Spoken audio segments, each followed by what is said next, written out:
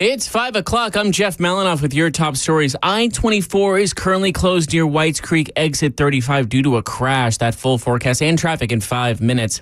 News in Tennessee, the pilot who died on Monday's small plane crash in the Cumberland River in Cheatham County has been identified as Daryl Whitaker. Meanwhile, federal investigators are working to figure out the case. The investigation it is complicated by the fact that the airplane is still on the water. We're working on a plan, hopefully in the next 12 to 24 hours, to get that airplane off the water. We will move the wreckage to a secure facility in Springfield, Tennessee. That agent says the investigation will take at least a year. A Senate panel has released its interim report on the summer's first assassination attempt against former President Donald Trump. Here's ABC's Jim Ryan. The bipartisan Senate Homeland Security and Governmental Affairs Committee cites a breakdown in Secret Service planning in advance of a July 13th rally for Thomas Crooks's ability to fire shots at Donald Trump as he spoke to supporters in Butler, Pennsylvania. It says federal agents provided contradictory or incomplete information to other law enforcement officials on site that day and then failed to act when they learned that a man had climbed onto a roof a few hundred yards from the stage. Crooks was able to fire off several rounds, hitting Trump in the ear before he was shot by snipers. Jim Ryan, ABC News. Market Numbers Report brought to you at Beacon Capital Management, online at beaconcm.com. Here's Daria Albinger. From ABC News, Wall Street now. Another day, another record for stocks. The Dow rose 84 points. The S&P added 14, both calling it a day at all-time highs, while the NASDAQ closed up 100 points. We're feeling a little less confident about the economy. The Conference Board, a business research group, says its monthly index fell to 98.7 in September, down from 105.6 in August. That is the biggest month-to-month decline since August of 2021. The Justice Department's filed an antitrust lawsuit against Visa, accusing the financial services giant of using its size and dominance to stifle competition in the debit card market. It says Visa penalizes merchants and banks which do not use its payment processing technology on debit card transactions, even though there are alternatives. Former President Trump says he wants to entice automotive companies to move to the U.S., telling supporters that it's time for German car companies to become American car companies. I'm Daria Albinger, ABC News. Futures ahead of the opening bell, all three are down. Dow, S&P 500, and NASDAQ are all pointing downwards before that opening bell later on today. That's the latest news. Traffic and weather is next. I'm Jeff Malinoff, WTN News.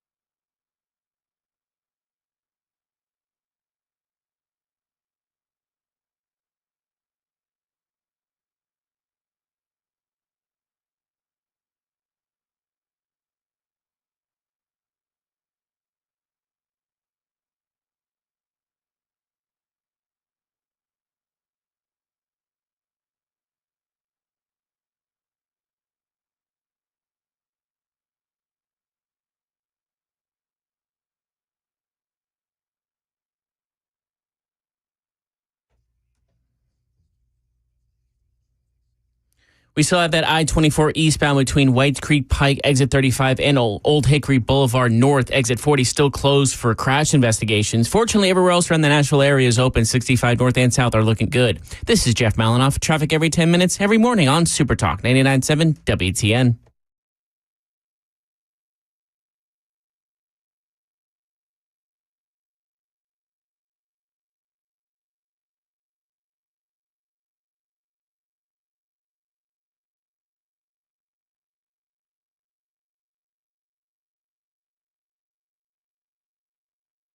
Information fueled, opinion driven. This is Nashville's Morning News with Dan Mandis. And so, my fellow Americans, we talk news. 5:06, Nashville's Morning News on Super Talk 99.7 WTN. Good morning to you, friends. I'm telling you, something's up.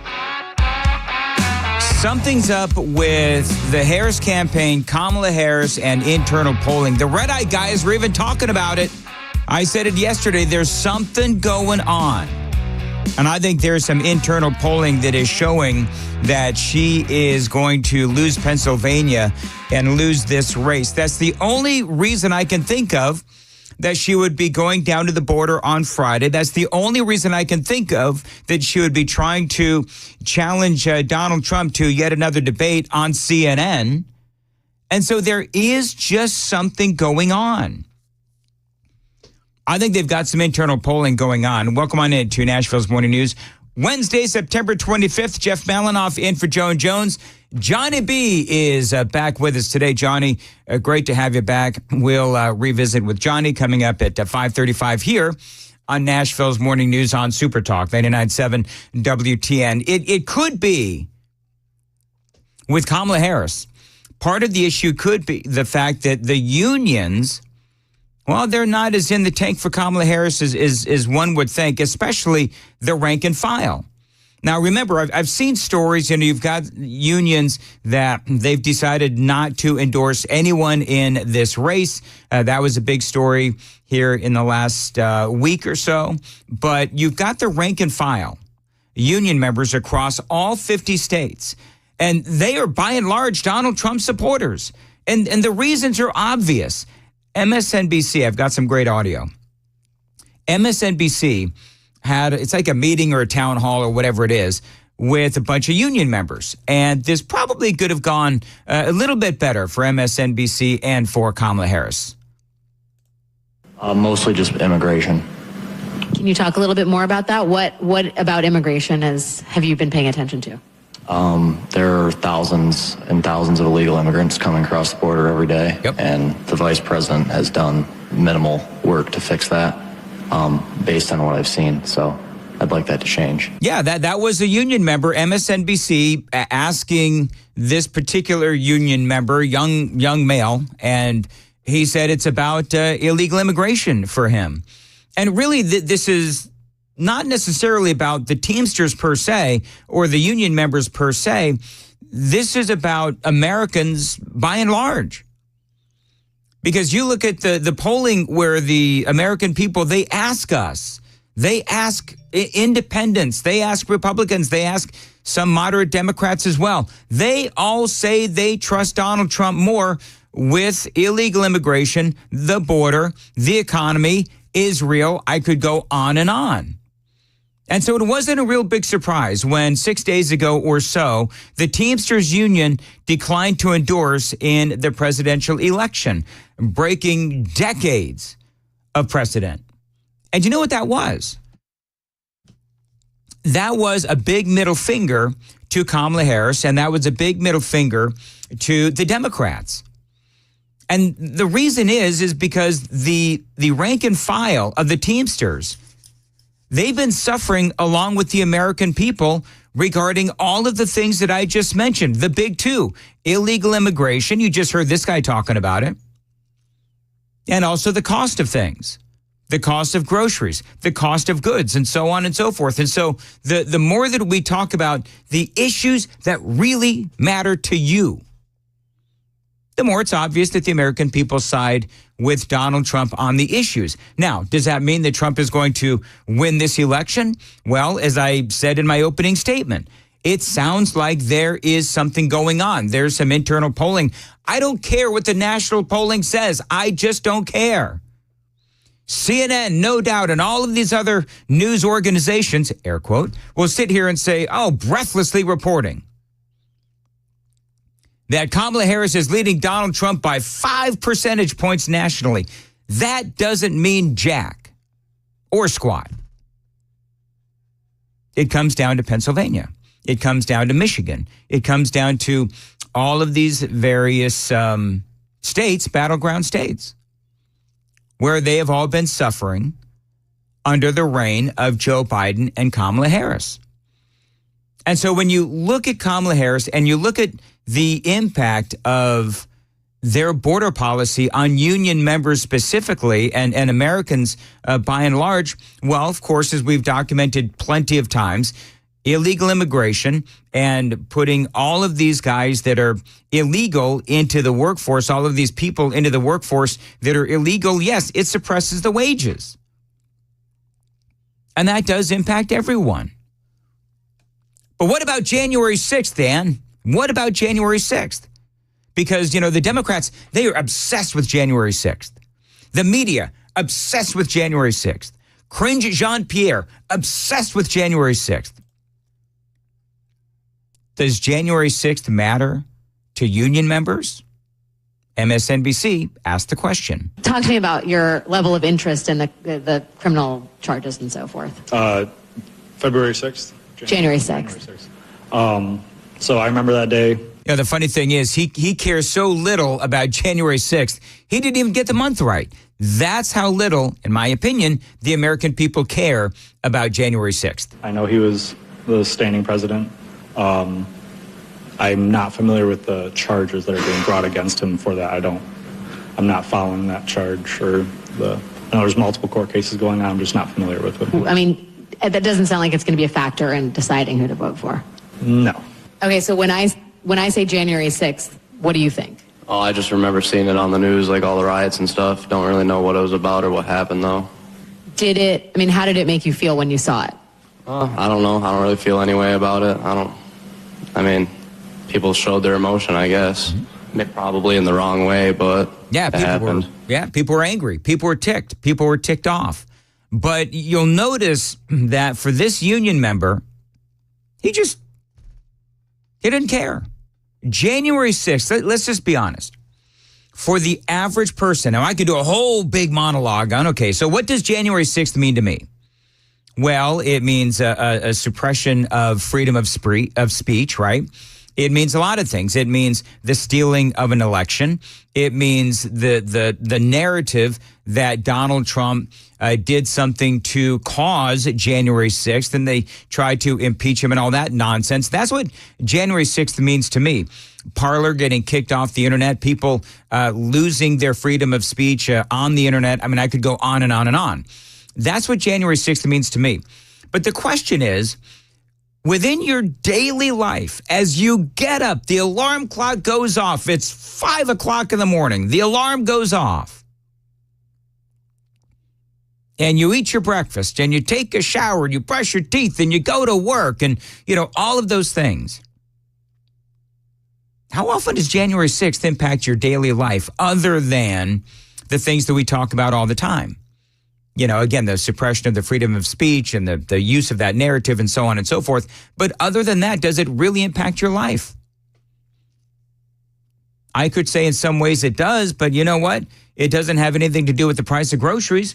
It doesn't have anything to do with what is going on our southern border, the suppression of wages that I talked about because of that illegal immigration. January 6th has nothing to do with any of that, except to say that January 6th was used as a narrative to consistently and constantly bludgeon Donald Trump and conservatives to this day. That does impact, and that's by the Democrats and the media as well, obviously. And that is used to impact the elections. So we'll have to wait and see what happened. It could have impacted the midterms in 2022. We'll see if there is any kind of an impact heading into November. I think it's 40 days from now. So it definitely impacts us in that way, most certainly. So you get Donald Trump in there, in my opinion, regardless of January 6th, you get Donald Trump in there. And what are we going to see? We're going to see a tighter border, clearly. We are going to see, in my opinion, a better economy that Donald Trump has talked about time and time and time again. It all begins, as he says, with energy. We'll have a more protected Israel. As far as law and order goes, I think that America will be more safe and more secure. That's what people are concerned about. Again, union members and by and large the American people, I really don't think that they believe that January 6th is a thing. So expand that out. All right. So is Donald Trump really a threat to democracy? No, Donald Trump is not a threat to democracy. That is a talking point that they have used time and time and time again to try and take down Donald Trump. And of course, by and large, the American people, they're not buying that whole Donald Trump is a threat to democracy narrative. They're just not. You know who is buying that? You know who is buying that narrative that Donald Trump is dangerous and a threat to democracy? Would-be assassins.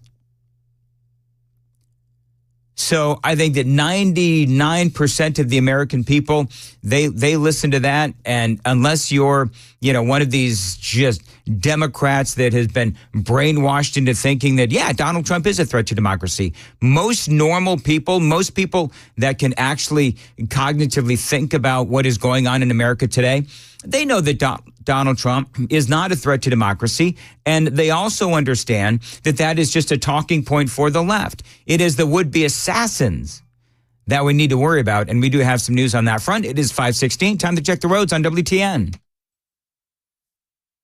We still have that closed crash investigation I-24 eastbound between Whites Creek Pike, exit 35, and Holt Hickory Boulevard North, exit 40. Everywhere else around downtown Nashville looks pretty clear. This is Jeff Malinoff. Traffic every 10 minutes, every morning on Super Talk 99.7 WTN. Big Jeff, 517 on Nashville's Morning News on Super Talk 99.7 WTN. Talking about what really matters to the American people. I absolutely love that Zelensky, this was one of the other things that I said, that there clearly are issues with the internal polling for Kamala Harris, because you are seeing the signs. That's how this whole segment started. Harris wanting to go down to the border. Harris trying to say that she is the other one. Oh, yeah, Kamala Harris, she's a gun owner. If a bad guy walked into her home, that person would be shot, right? She's doing all of these things that, at least to me, shows that she is beginning to panic. Why would she want to do another debate? Why not just take the victory? Where ABC allowed her to cruise to victory, I'm air quoting that, in the last election, or I should say in the last debate. And so there's so much. And Zelensky, again, now here, basically he is campaigning for Kamala Harris. And I think that that's absolutely, as we said yesterday, that's absolutely perfect. So who is now endorsing Kamala Harris? You've got Dick Cheney. You've got Vladimir Zelensky. You've got Vladimir Putin. You've got Iran, and you've got Taylor Swift and others, of course. And more than likely, all of these folks that are coming across the southern border.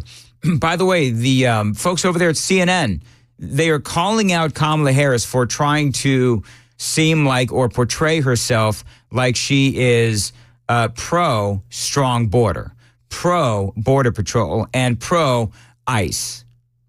This is what they were saying on CNN last night. The vice president has a long history, a well-documented history of really being an ally to these immigrant communities. She has 2 chapters in her book, I Say We Fight and We Are Better Than This, where she really makes a robust case for undocumented immigrants. During the Trump administration, she talked about a climate of fear. She dismissed the border wall as ineffective and a waste of resources.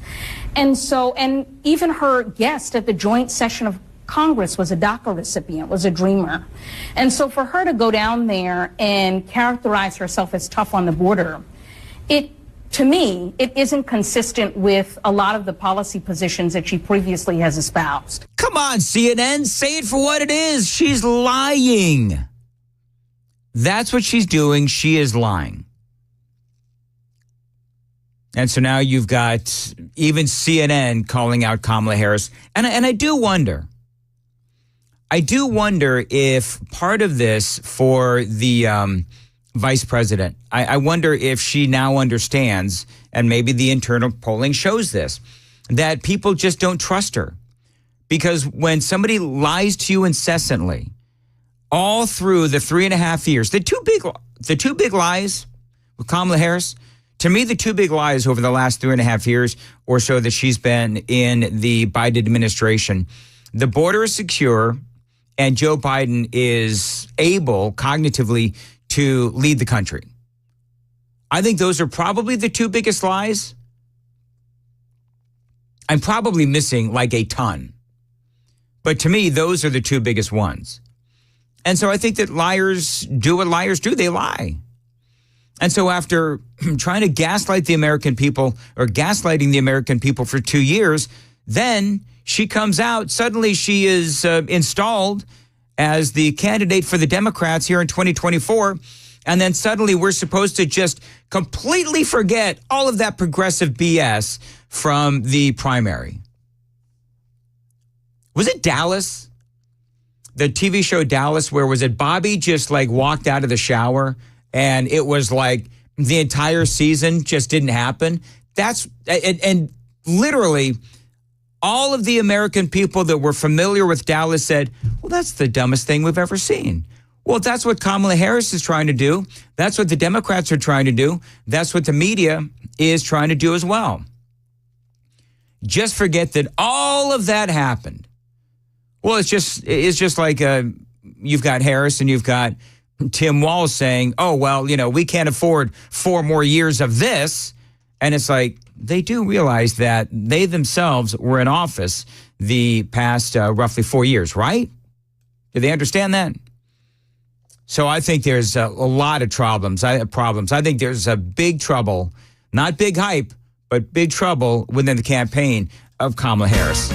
523, Nashville's Morning News on Super Talk 99.7 WTN. By the way, gonna open up the Super Text line right now, 615-737-9986. And we've got Jeff Malinoff in for Joan Jones. Jeff, what's coming up? Well, we got a local sex abuser seeking parole today. Also, Kamala Harris saying she wants to abolish the filibuster as independent members of Congress are outraged. Those stories coming up at 5:30 on Super Talk 99.7 WTN. Thank you very much. 523, Nashville's Morning News on Super Talk. I think I think the Republicans are basically daring Kamala Harris. You go right on ahead. You want to do that? Let's see where that gets you. Dan Mandis here, and I got to tell you, always a big question. How do you know who you can trust financially? We've seen roughly 30 to 40 lawsuits against insurance companies for trying to sell inappropriate deferred annuities to our elderly. Now, that is right. These investments, they're often pushed on TV, dinner workshops, radio, and often have crazy high expenses. They pay high commissions. They get low returns. And yes, they are typically hard to get out of. It doesn't make any sense why anyone would try to sell these to our elderly, but they are. And that is why we have seen all of these lawsuits. But this is happening. Older folks are getting ripped off. Don't let that happen to you. Call my guy, Paul Winkler, and his team. Your parents, your grandparents, again, perhaps you are at risk of getting ripped off. Now, Paul Winkler is the guy that I trust. And when you sit down with Paul and his team, you'll realize why I trust them and why many others do as well. They are looking out for your best interest. You can find them online, paulwinkler.com. That's paulwinkler.com, 615-851-1950, 615-851-1950. It's paulwinkler.com.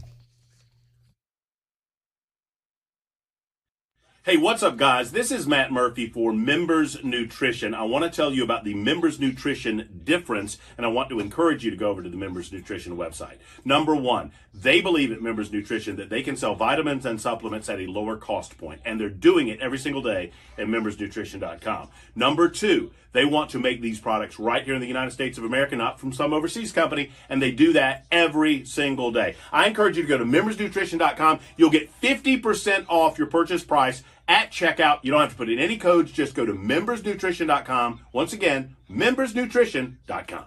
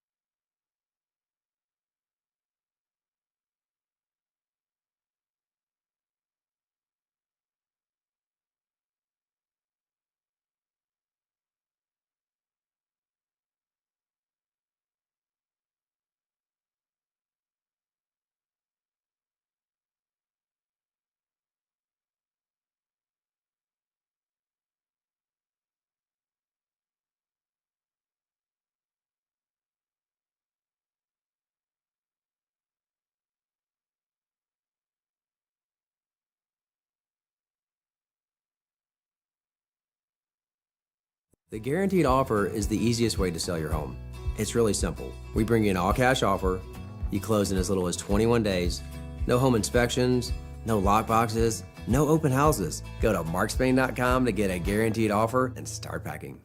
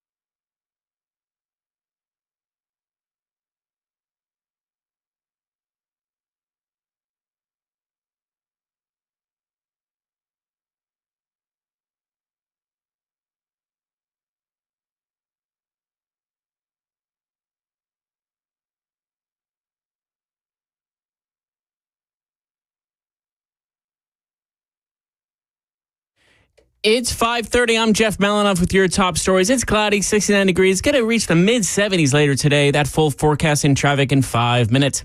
Election 2024 news. Vice President Kamala Harris said recently she wants to abolish the filibuster to restore Roe v. Wade, which has led multiple independent members of Congress downing that decision. ABC's Perry Russum with more. West Virginia Senator Joe Manchin, who left the Democratic Party earlier this year to become an independent, says he will not endorse Harris because of her stance on eliminating the filibuster. I believe that when you go down that slippery path, you don't just do it for one issue.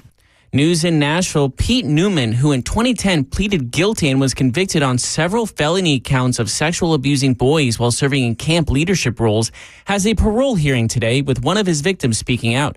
WSM4's Holly Thompson with the story. It's like a slap in the face to victims. Logan Yandel says his abuser was convicted and should serve his life sentences behind bars. This isn't one incident that put somebody behind bars for 15 years. I mean, this is one of the most prolific child abusers of all times that almost no one knows about. Logan Yandel is taking signatures and statements to make sure Newman is not granted parole. The petition is online at protestpetesparole.com.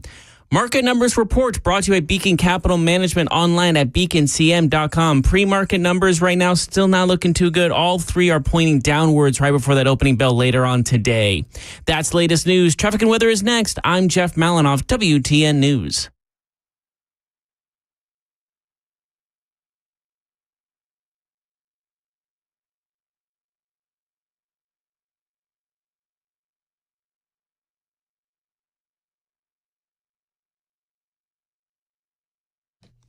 .532, Nashville's Morning News. Dan Mandis here for Window Nation. This is my window company. Now, listen, they put new windows in my downstairs basement studio, my bedroom, and my kitchen. They do look incredible. They do. They look amazing. They are also energy efficient as well. Now, that means that you're saving money on the purchase, the install, and on your energy bills. Now, right now, a great deal from my friends at Window Nation for you, my friends from WTN. You're going to buy two windows. You're going to get two windows free, and you're going to pay nothing, no interest for 2 full years. Now, one of their customers, Albert, says great value, great product, and outstanding customer service. He highly recommends Window Nation, and friends, so do I. Now, they can install your windows in a day or less. It is really easy, and also their windows, they do come with a lifetime warranty. So remember that terrific deal, the Dan deal from Window Nation. Buy two windows, get two windows free, pay nothing, and no interest for 2 full years. This is a great company that I endorse because I have used Window Nation for not one, not two, but 3 different windows in my home. 866-90-NATION, 866-90-NATION, windownation.com. Hey, it's Dan Mandis, and I am so glad that California Closets has fixed my closet catastrophe. After exact measuring and planning, they came over and got to work. Yeah, once it was all plotted out on their 3D CAD system, the pieces are measured, cut, and precisely installed into my space. It was clean, fast, and professional, and above all, my new closets look and function great. Now, this was my dormer, and now this is my new dormer thanks to California Closets. Look at all of this added space for shirts and shoes, you name it, and it is cut so precisely, simply amazing. And my old closet that has now been reborn as the ultimate in style and functionality, making the best use of the space that I had. They can work on just about anything: bedrooms, garages, home offices, closets, pantries, and so much more. Find them online, CaliforniaClosets.com, and see what they can do for you. You can schedule a free design consultation. Mention my name, CaliforniaClosets.com.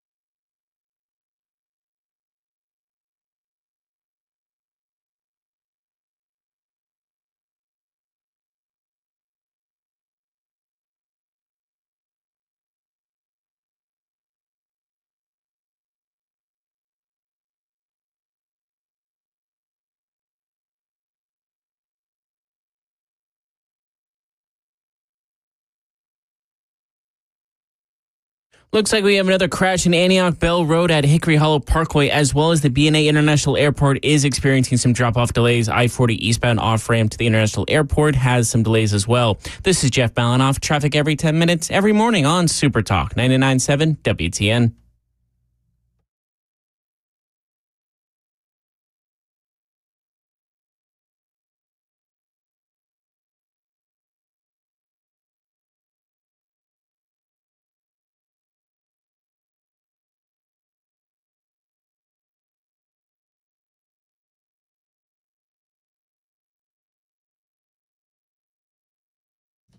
.536, Nashville's Morning News on Super Talk 99.7 WTN. Johnny's in there shaking his head. Why are you shaking your head, Johnny? Aren't you glad to be back at work? Oh, I'm so happy.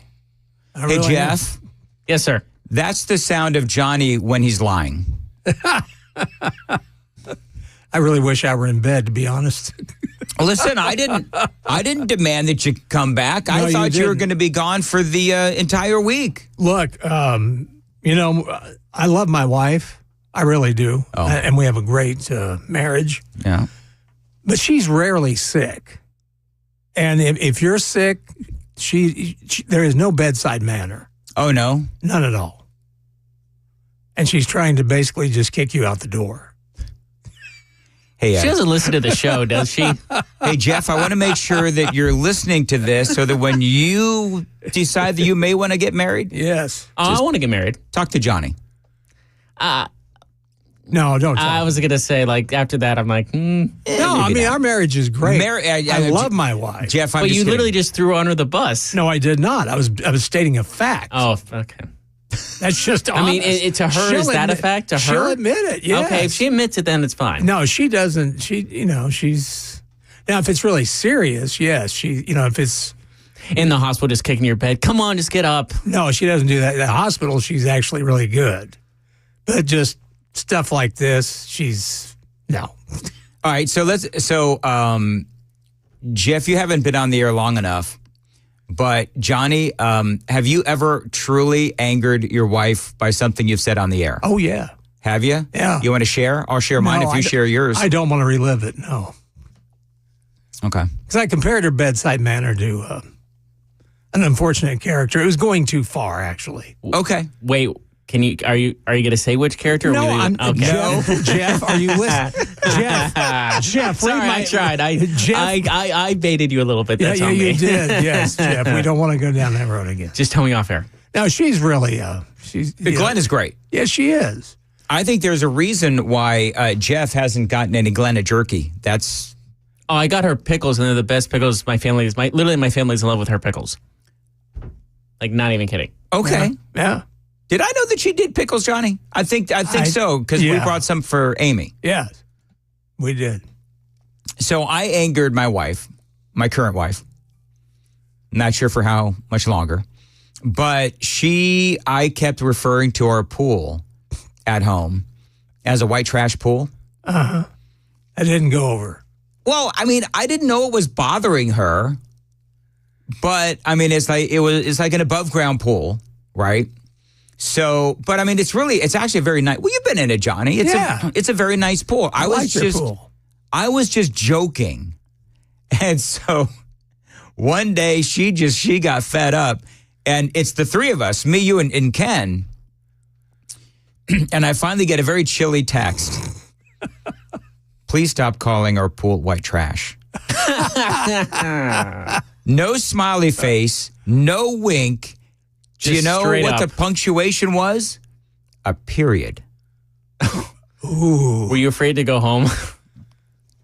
No, you know what? I apologize profusely. And, everybody knows that I am all about self-deprecating humor. And so she was just like, you know what? You can self-deprecate yourself all day long. Don't self-deprecate our pool. It's got a nice deck around it. So shut the hell up. Okay, fine. So, yeah, Jeff, talk to me when you want to get married. Yeah. No, actually, I can understand, because I would not want to be around me when I'm sick, because I complain about it a lot. And I admit that. I hate being sick. I don't think anyone likes being sick. No, though. we don't. And that's why I want to let it be known that I'm not happy about being sick. Well, then maybe, Johnny, that plays into your wife's lack of bedside manner. I think maybe it she does. just doesn't want to be around you. I admit that. It's like, shut up already. Yeah. Best thing she could do is what she does. She just leaves me alone. You know, it's sort of like my Amy. One time, I'm not the best at being sick either. So you know what she said to me? I was complaining about a headache one time, and she says, "Why don't you go take some NyQuil?" And I'm like, NyQuil isn't for headaches. She said, no, but it would put you to sleep and shut you up. I mean, fair. Love and marriage. Anyway. But you're feeling better, and now you're here. I'm kind of feeling better, yeah. All right, very good. Did you miss us at all or no? Oh, sure. Okay, very good. Yeah. Let's see here. So you had something for this, Johnny. I've got the audio if you want to set it up. Oh, sure. I'm going to have to find it again because So Sam Elliott. Yeah, Sam Elliott. You know, Hollywood just won't learn. And I know it. I love Sam Elliott. I mean, I like it. I like him in movies. I love the man's voice. He's got a great speaking voice. Yeah, but he has decided now to cut a commercial for Kamala Harris. Yes, he has. It's a pro-Harris, of course. Oh, I heard about this. You hear about this, Jeff? Yeah. All right, People are like, well, there goes his career. And That's it's what I've been called seeing. Choose Change. Now, if you're going to choose change, wouldn't you put in the other? Yeah. Yeah, that doesn't make any sense. Jeff, it doesn't make any sense. It makes zero sense. They keep saying we need to change. We can't take 4 more years. Isn't her motto a new path forward? You know, she is the path right now. Yes, and the path is broken. I mean, it's full of potholes. It's 24 here in Nashville. Exactly. All right, listen to this. I can't believe we're having this conversation again. So here we go. Yeah, you know who the candidates are. You know what's at stake. One candidate promises a divided America filled with lies and hate. And one stands for change. Kamala Harris has more courage, more honor, more guts than this guy ever had. Wow. So you decide, are we really going back down that same fucking broken road? Whoa. Or are we moving? All right, we got to dump that. Did you get that? I hope so. Oh, boy. So that wasn't for TV, apparently. Nope, apparently not. That's for the internet. That's for the internet. He just let it all hang out, didn't he? He sure did. I'm not sure what to say. Good old Sam Elliott. You know what? It's okay. If the FCC is listening, we'll just call George Soros and he'll convince the FCC to just forget about the rules just for us. Oh, sure. Folks, just to be clear, we are not owned by Odyssey. George Soros has not bought or is not going to buy WTN or Cumulus Broadcasting that we know of. If he ends up buying Odyssey, now for you folks who are wondering what the hell I'm talking about, big story out there in the last couple of days, but this has been percolating, Johnny, for how long? Oh, it's been percolating for months now. So George Soros is getting into the audio business and the radio business. So he's bought Odyssey, which is a broadcasting company, and it's also a podcasting company and all of that. And so he was able to convince the Democrat-run FCC to fast-track the rules and the regulations and all of that stuff to get this purchase done before the election. Now, because if Donald Trump wins the election, the FCC would change, and he would be stopped, I assume, from making this purchase because it's being purchased with a lot of foreign dollars. And so this is what I would say if George Soros is able to buy Odyssey, which it looks like that may happen, then the FCC has changed the regulations and the rules to allow that to happen. The FCC, of course, right now run by 3 Democrats and 2 Republicans. But that's not owned by, WTN is not owned by this company, Odyssey. We are owned by Cumulus. And so, I mean, I don't even know how many talk stations Odyssey owns that are like conservative, and I'm air quoting that. They've got some of these like really middle of the road talk stations, maybe some all news stations or, whatever. But I don't know about, your Beck, Rush, Rush is, Beck and oh gosh, help me, Johnny. Who are the guys? The new guys. We have Beck Hannity. We also have the guys that took over for Rush. Kick the coverage. Clay Travis and Buck Travis. Sexton. Yes. Good Lord. Mind. You know what? It's listening to Sam Elliott curse. That's what it's. I'm still recovering from that. It's done a mind worm on all of us. But anyway, so yeah, I don't know what's going to happen with Odyssey, because Odyssey is now, the FCC has come out and said, no, we have not actually approved this sale as of yet. George Soros buying all of these radio stations. I don't know. So George Soros is the one putting the odd in Odyssey. Perhaps eventually, yes. So yeah, people, I mean, I am getting hammered with people asking me about this. Yes. And I don't know. I don't know. Yeah. I mean, it's baffling to me. I don't see the difference between Odyssey and Cumulus is that Cumulus, our company makes a ton of money on talk radio. Yes. I mean, we own Levin, Bongino, Red Eye Radio. I don't even know. I'm so out of touch with syndicated stuff. But anyway, the bottom line is that it would be foolhardy if you tried to buy us or Cumulus, because, if he wanted to destroy talk radio, then he would also be taking away a great deal of revenue from Cumulus. Exactly. And so why would you buy something simply to destroy it when you've got, and this is part of my point, they've got control, by and large, of most social media. When I say they, I mean the Democrats.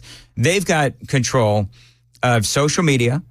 They've got control of ABC, CBS, NBC, CNN, MSNBC, every newspaper under the sun, Washington Post, New York Times, right? They've got all of those various media outlets. NPR. Oh, Lord, NPR, don't even get me started. So I would think that Soros would look at us as in conservative talk radio, sort of is small potatoes, I would think. Yes. But you never know. And why would you buy a company only to destroy it? Because a lot of our revenue does come from talk radio. So you buy it, you destroy the talk radio stations, and then you've got a company that is far less successful than it is. Because WTN, I mean, I don't know if you noticed, but we got a lot of commercials. And so we do well, and the other talk stations do well as well. So I don't know anything about the Soros, the FCC fast tracking. The FCC says in a statement last night that is not happening. This has not been approved yet. I don't know. Well, So liberal talk radio has never been successful. Well, that's because it sucks. Yeah, I mean, because they can't stand on its own. I mean, once they start trying to argue their stance, they fall apart. Well, and the thing is, I mean, I understand some people may scoff at this, but, when we talk about, I'm air quoting conservative talk radio, really it's about truth. I mean, when you look at the last 4 years of Biden-Harris, you look at all of the things that have happened to our country. The wide open border and failed pullout of Afghanistan. I mean, all the billions of dollars going to Ukraine. We could talk about all of those things, but there's no doubt the truth of the matter is that those policies have been a disaster for the American people, the economy as well. So I don't look at what we do as conservative talk radio. I'm looking at it as just speaking the truth. And the truth is that conservative values, America does prosper better under conservative values. Perhaps I'm splitting hairs as I argue with myself, but whatever. Anyway, to me, I don't know. I trust me when I say if that happens, if Soros does buy Odyssey, it'll be very interesting to see what he does. There's a couple of radio stations, and I'm not going to get into specifics because I don't want to sort of expose my hand, if you will. Exactly. But there's a couple of radio stations and a couple of radio shows that I am watching to see what happens if Soros buys Odyssey and if that sale is allowed to go through. So, and because that'll be an indication as to what he wants to do. And trust me when I say, I am no fan of George Soros. I I have been critical of that guy and covering this guy and his open borders, his soft on crime DAs, all of this stuff. I've been talking about him for years. And frankly, I wouldn't put it past him to try and silence conservatives because that has been going on through, social media, news outlets. You name it. The silencing of conservatives has really been something of a mission for the left and for people like George Soros. So obviously, we'll just have to see what happens. Well, and they're doing it in polling right now. Because as I said earlier, I think it was last week, I have a family member that is taking part in these surveys. And they're thrown off once they're exposed as being a Donald Trump supporter. Yep. They no longer can take the survey.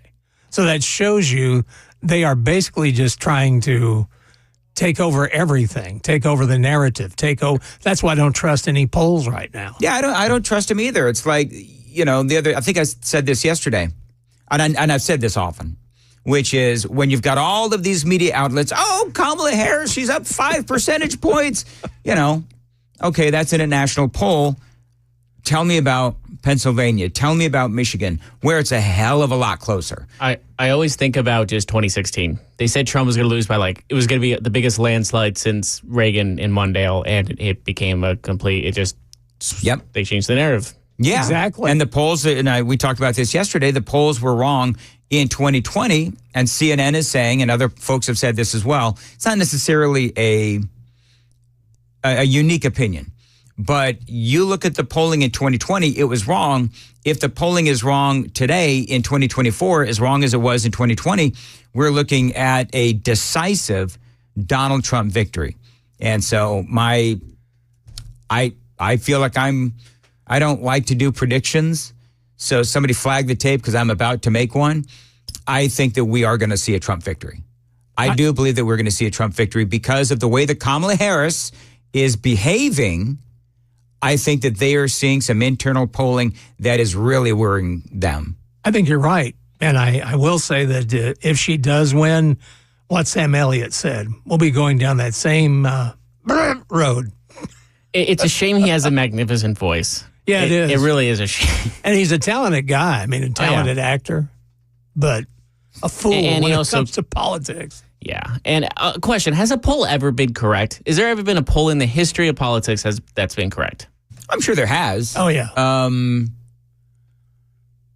can't pull one out right now, but I'm sure there has. Honestly, ironically, I would think about Reagan versus Mondale as probably the only one I would, if they had polling back then, I'm assuming Reagan was just head and shoulders above Mondale, just based off the first debate alone. Yeah, here's the thing.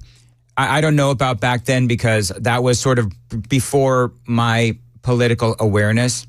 But back then, I don't know if polling was used the way that it is being used today. That's fair. Today, polling is being used to control narrative, to suppress the vote. I guess I should finish what I was saying.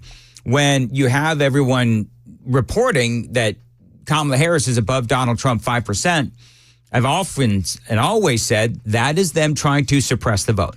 That is them trying to ultimately discourage conservatives to come out and vote because they think, well, screw it, we're going to lose. That's all part of what these polling companies do. Got to go. 554 Super Talk 99.7 WTN.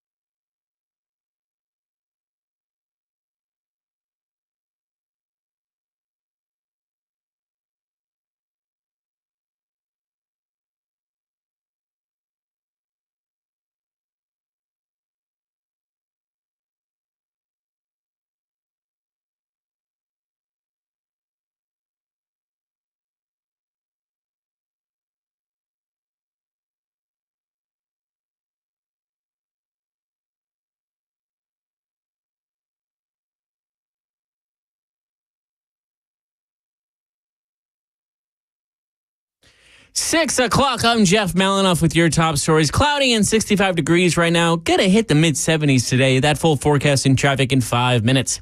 Election 2024 news. Galen Druk of 538 talks about some Democrats in their own elections trying to create space between them and the Democratic nominee for president, Kamala Harris. You might not even see some of these endangered Democrats campaigning with Harris out on the trail because they want to create that gap in perception. They want to say, yeah, I'm a Democrat, but I'm not that kind of Democrat. I'm a Democrat you can trust. Galen Druk also reported new polling shows Montana, Ohio, and West Virginia provide the clearest path for Republicans to retake control of the U.S. Senate this November.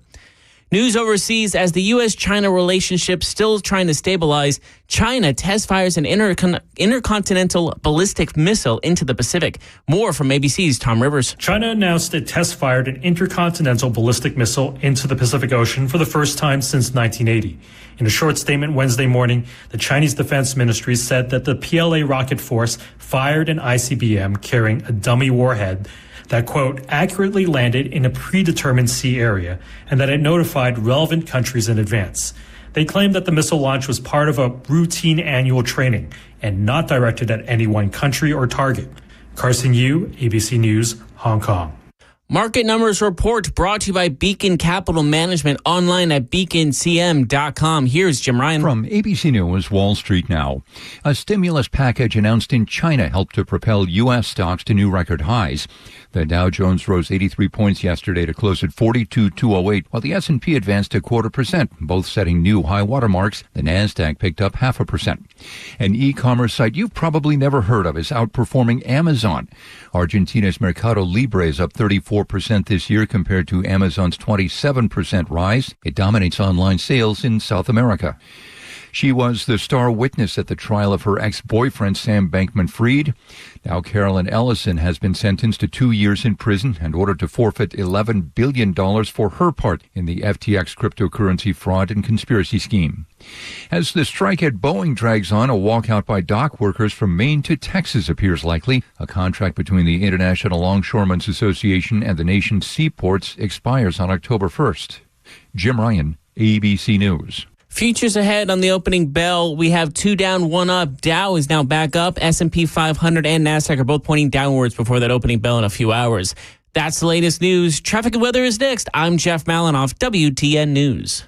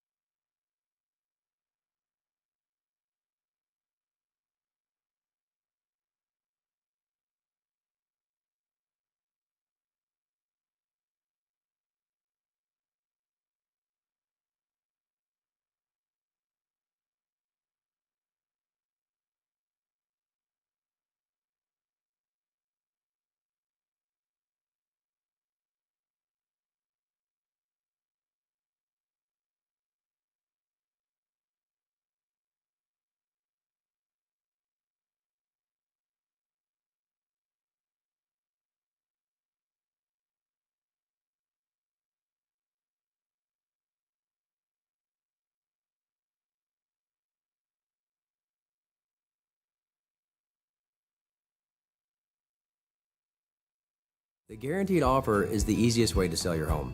It's really simple. We bring you an all-cash offer. You close in as little as 21 days. No home inspections, no lock boxes, no open houses. Go to markspain.com to get a guaranteed offer and start packing.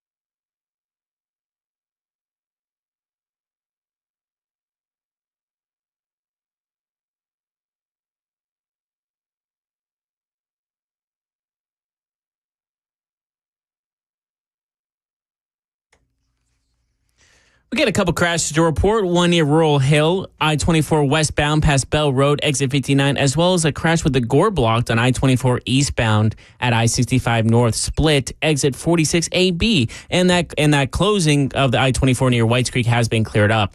This is Jeff Malinoff. Traffic every 10 minutes, every morning on Super Talk 99.7 WTN.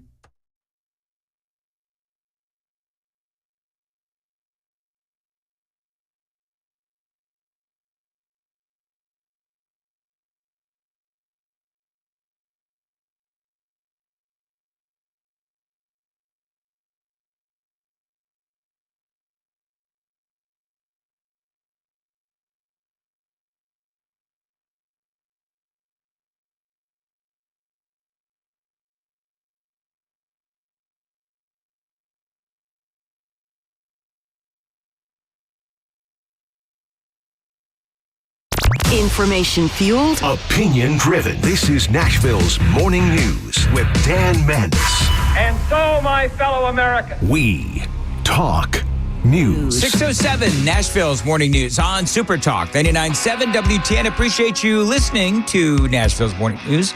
Jeff Malinoff is in for Joan Jones. Johnny B is back, everybody, and there's a new report detailing the stunning Secret Service leadership failures around the first Donald Trump assassination attempt. So this is out. And by the way, this is out on a morning where we are also finding out that last night, Donald Trump was informed of another credible assassination attempt.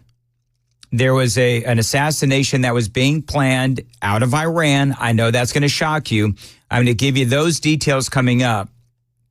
But they're talking about the really, really poor Secret Service protection of Donald Trump in this report. You remember when Blumenthal, Senator Blumenthal out of Connecticut, said that this report will shock and horrify you. Secret Service agents failed to take charge of decision-making for security at the Butler, Pennsylvania rally where former President Donald Trump was shot back in July.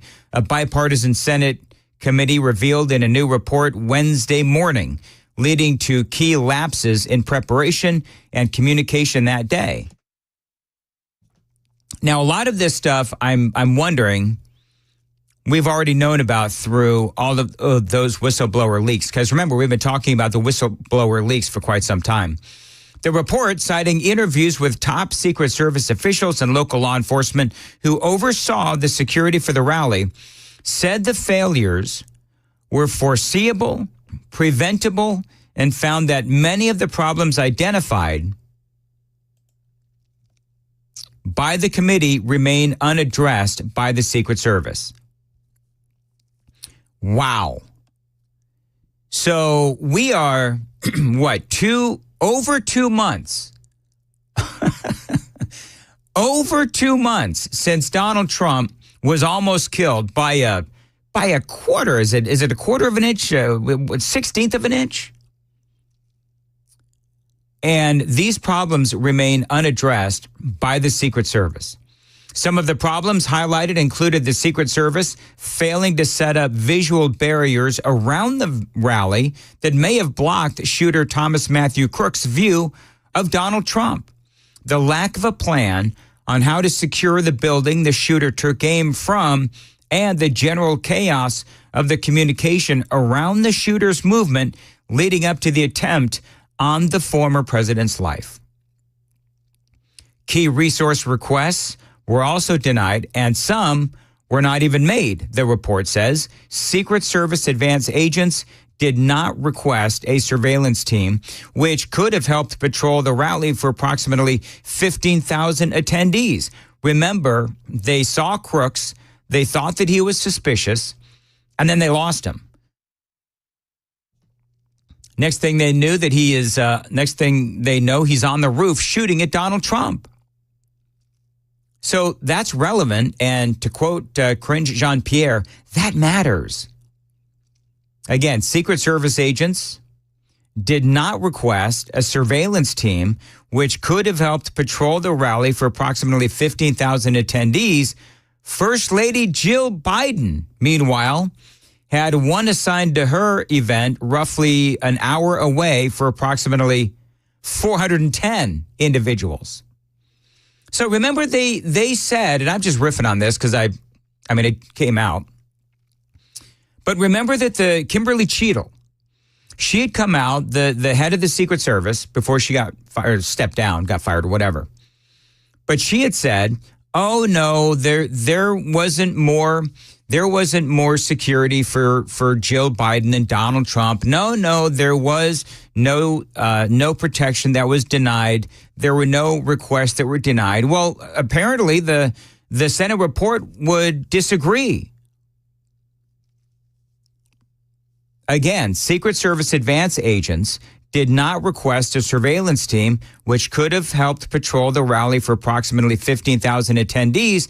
Jill Biden, she had an event roughly an hour away for 410 individuals, and she had one. And I'm going to say this again. Donald Trump is not only one of the most loved political figures in America, and frankly in American history, but he's also one of the most hated today and in American history. I mean, to the point where this morning, we're finding out more about yet another assassination plot that was uncovered back in July, and we're just finding out more and more of the details. They say overall, the lack of an effective chain of command, which came across clearly when we conducted interviews, says Richard Blumenthal, the Connecticut Democrat who is leading the subcommittee's investigation, telling reporters it was almost like an Abbott and Costello farce with who's on first kind of communication, finger pointing to all of the different actors. They say nobody was in charge and there was no decision-making process. They say no specific agency was in charge of securing the building the shooter fired from. They say the Iranian threat was not conveyed. How is that possible? They say other security requests were denied. Trump's Secret Service security detailed requested counter-assault team liaisons ahead of the July 13th rally, but they were denied. Again, Trump's Secret Service security detail requested counter-assault team liaisons ahead of the July 13th rally. They were denied. The liaison would provide specialized tactical advice to other Secret Service agents and law enforcement on the ground. Now, why would that be denied? They say the lead advance agent also told the committee she requested 13 magnometers from Secret Service, but she only received 10. Even though protective glass was not requested for the rally or used in general for Trump events, the Secret Service site agent told the committee it definitely would be beneficial to have protective glass. And we've already told you in segments past about the radio issues where they had the radios weren't compatible. And yes, there was a failure to warn the president and his detail about the fact that there was a suspicious guy walking around who they lost. So we'll continue to sort of go through all of this. It's a long report. I've given you the highlights. To be honest with you, not a lot of this stuff comes as a surprise. I know that it doesn't come as a surprise to you. It certainly doesn't come as a surprise to me because we've been hearing from whistleblowers. And the whistleblowers have been saying all along that this whole thing was like an Abbott and Costello kind of skit, where it's like, who's on first? Who's doing what? So between the miscommunication, the lack of communication, the fact that Jill Biden, it would appear, did have far more security for far, far, far fewer attendees at her rally or event, 410 people, versus Donald Trump, 15,000 people attended Donald Trump's rally. So why did Joe Biden get the requested protection that Donald Trump didn't? Clearly, Donald Trump is far more hated and is far more threatened than Joe Biden ever will be. It is 6:15. Time to check the roads on WTN.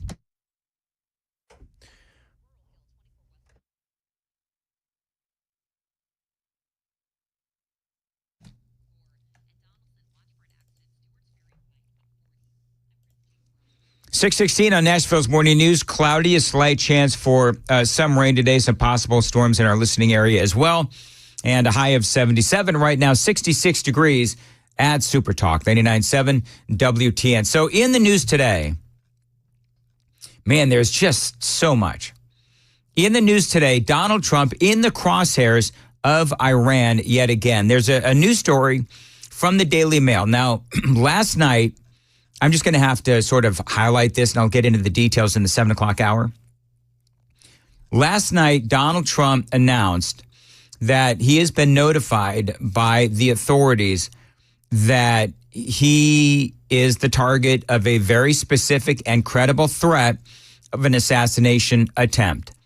So that being said, now Time Magazine has a big, long article about an attempted assassination plot that was going on back in July from a guy from Iran. And so guy comes over, and I'm not going to be able to get into all of the details, but you do remember what Matt Gaetz said. There are 5 known assassination teams in the United States, 3 inspired by other governments, 2 that are here that are known domestic assassination teams. And with that, this individual was coming to me concerned that the force protection around President Trump, even prior to that second assassination attempt, was not sufficient. All right, so now we know because the Senate report, the bipartisan Senate report has come out, led by a Democrat. And again, as I just spoke about, a lot of what was in that report doesn't really come as much of a surprise if you've been keeping up with the leaks. But about this assassination plot against Donald Trump, we had Butler, Pennsylvania, and Crooks. We had Florida and Routh. Now we have a guy named Asif Merchant, who Time Magazine says came to America to take out more than likely Donald Trump. He was arrested back on July 12th. I think that's a day before Trump was shot in Butler, right? Wasn't that July 13th? I think I'm right. Apparently, this guy, Asif Merchant, had traveled back and forth between Iran, America, Pakistan as well. And he had been dialoguing with a person who actually turned out to be an informant. And so this guy goes between, again, Iran, Pakistan, and America, and he ends up in America and in New York. And he's talking to this informant, and so the informant is working for our security agencies, and he's he's looking for assassins. He's looking at and scouting out locations where Donald Trump is going to be. This is from the article from the Daily Mail.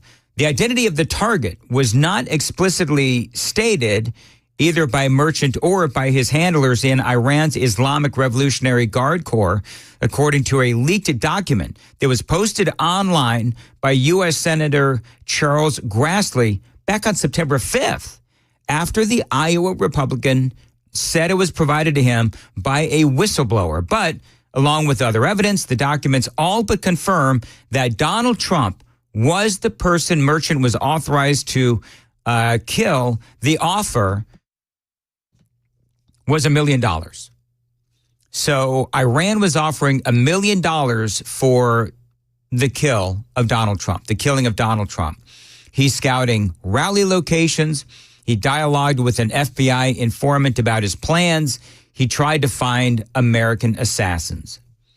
So this guy he was doing everything he could, rather clumsily, it seems like, because he got caught pretty much right away. And then he's talking to, an informant. He's going to clubs in New York, I think in Brooklyn, where they were looking for people that would help him with this assassination plot.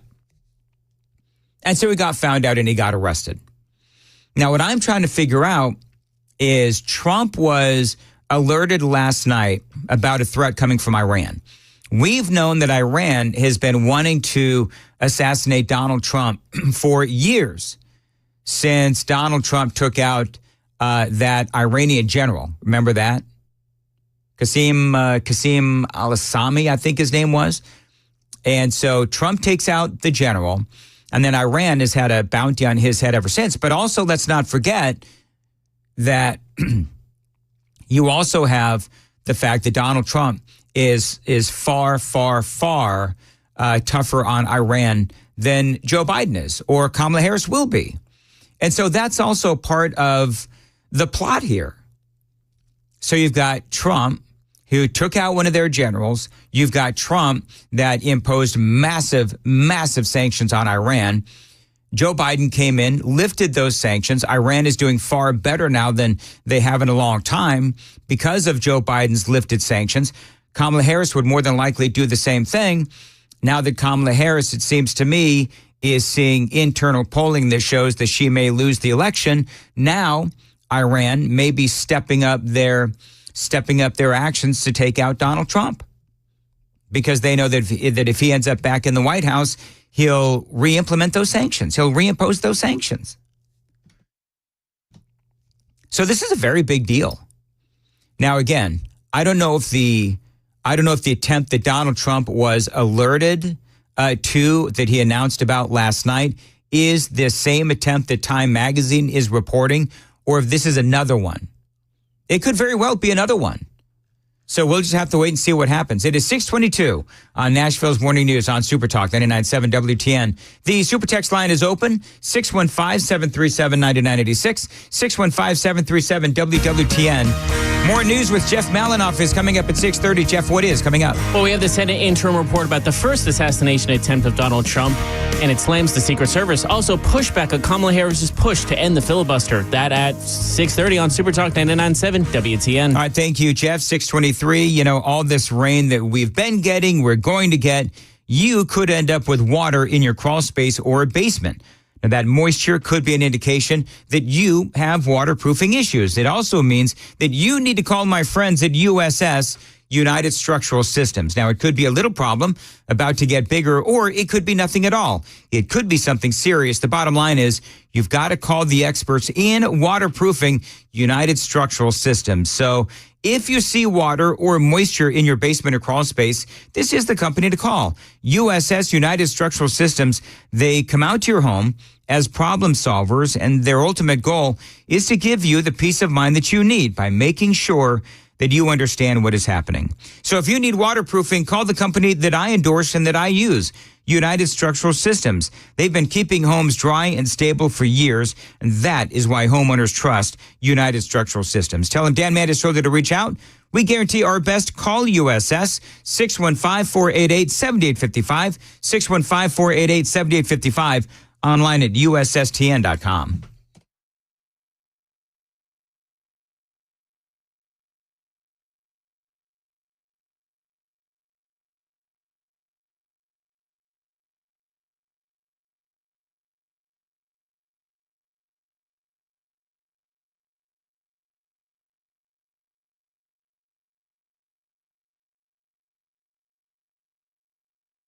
Hey, what's up, guys? This is Matt Murphy for Members Nutrition. I want to tell you about the Members Nutrition difference, and I want to encourage you to go over to the Members Nutrition website. Number one, they believe at Members Nutrition that they can sell vitamins and supplements at a lower cost point, and they're doing it every single day at membersnutrition.com. Number two, they want to make these products right here in the United States of America, not from some overseas company, and they do that every single day. I encourage you to go to membersnutrition.com. You'll get 50% off your purchase price at checkout. You don't have to put in any codes. Just go to membersnutrition.com. Once again, membersnutrition.com.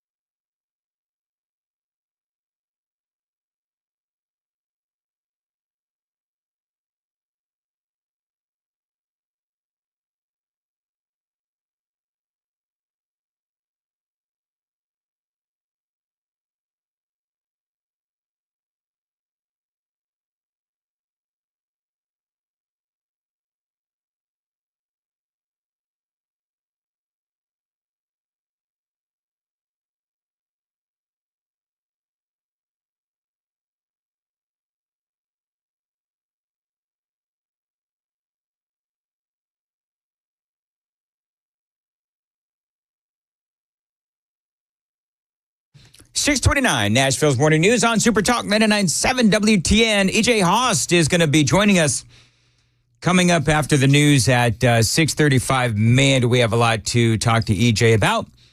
So stay close. It is Nashville's Morning News. Dan Mandis here.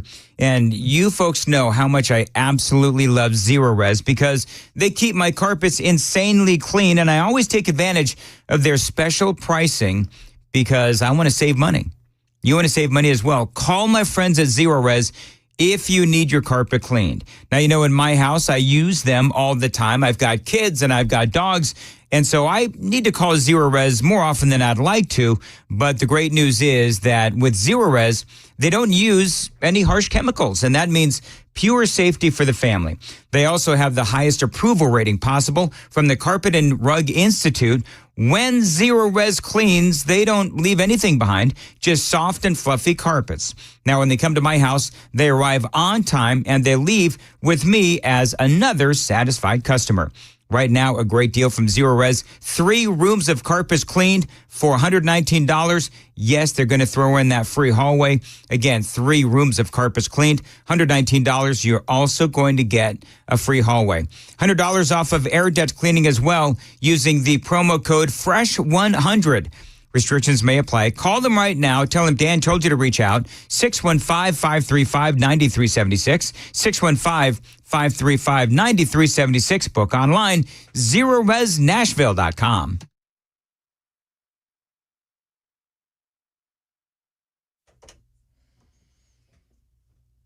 .30, I'm Jeff Melanoff with your top stories. It's 64 degrees and cloudy right now. It's going to get up to the mid-70s later on today. That full forecast and traffic in 5 minutes. A bipartisan Senate committee has released its interim report on the July 13th assassination attempt on Republican presidential nominee Donald Trump. ABC's Jim Ryan with more. The committee finds fault with the Secret Service planning before the Trump rally in Butler, Pennsylvania, and with the agency's lack of effective communication with other police agencies that day. Thomas Crooks was able to get off 8 shots before he was killed by snipers. One of them struck Trump in the right ear. Election 2024 news. Vice President Kamala Harris on the campaign trail has stated she wants to abolish the filibuster to restore Roe v. Wade. Has some pushback by some members of Congress. Here's ABC's Perry Russum. Vice President Kamala Harris is leaning into what's become a defining issue for her campaign, abortion, saying she wants to abolish the Senate filibuster to restore reproductive rights. Arizona Senator Kyrsten Sinema, an independent, posting to state the supremely obvious eliminating the filibuster to codify Roe v. Wade also enables a future Congress to ban all abortions nationwide. Another independent member of Congress, Senator Joe Manchin of West Virginia, a former Democrat, says he will not endorse Kamala Harris. Once you start down that in policy and on policies, you'll have everything under the sun from that and it'll just dissipate. And then you flip-flop back and forth. You have no continuity whatsoever and no stability in what we do here. Would you endorse her for president then? I'm not endorsing her. That's the latest news. Traffic and weather is next. I'm Jeff Malinoff, WTN News. Thank you, Jeff. 6:33 on WTN. Somebody asked me the other day, do you know how many devices the average home has connected to their Wi-Fi network? Now, I'm here to tell you it's a lot more than I thought. So I actually went home and I counted how many connected devices we own. It is more than a dozen. Now, all to keep all of us connected to the good stuff. My streaming, my gaming, my broadcasting at home, all my interneting, you name it. These folks at Xfinity, they do make it happen. Now, they know that the number of devices we have connected to our internet is growing by the year. That's why they engineered their gateways to handle hundreds of connected devices, hundreds, and they're always looking for more. Now, through October 10th, get 150 megabit Xfinity internet for just $30 a month for 12 months with a 1-year contract. Plus, you can get free Wi-Fi equipment included and ask them how you can be eligible for a free 5G phone with Xfinity Mobile. Please make sure that your home Wi-Fi can handle everything that you throw at it and then some. You can do that by switching to Xfinity today. Xfinity, bring on the good stuff. Restrictions apply. Requires paperless billing and auto pay with store and bank account. Taxes and fees extra. After promo, regular rates apply. Actual speeds vary.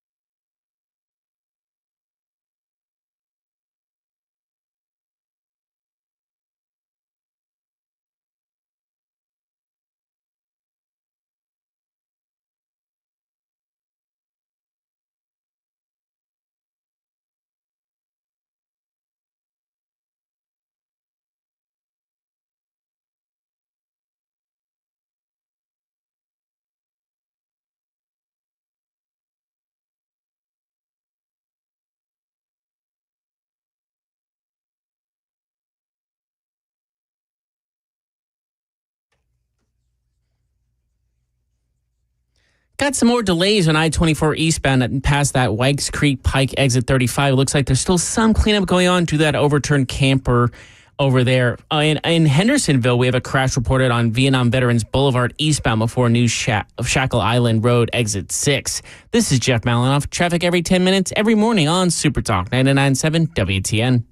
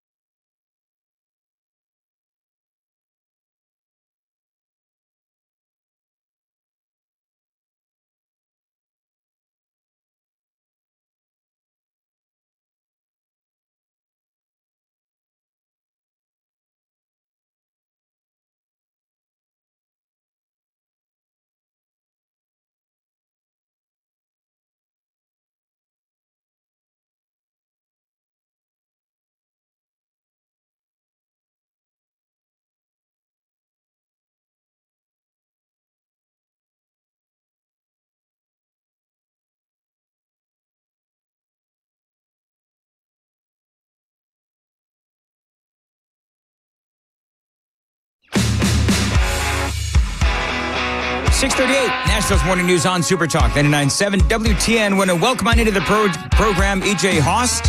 EJ, always great to have you on. And what a great morning to have you on because, man, there is just a lot to get to. So first of all, as folks know, you're living right here in Middle Tennessee these days, but you spend many years living in the People's Republic of Minnesota under the watchful eye, if you will, of Tim Walz. And so there's a debate coming up between J.D. Vance and Tim Walz next week.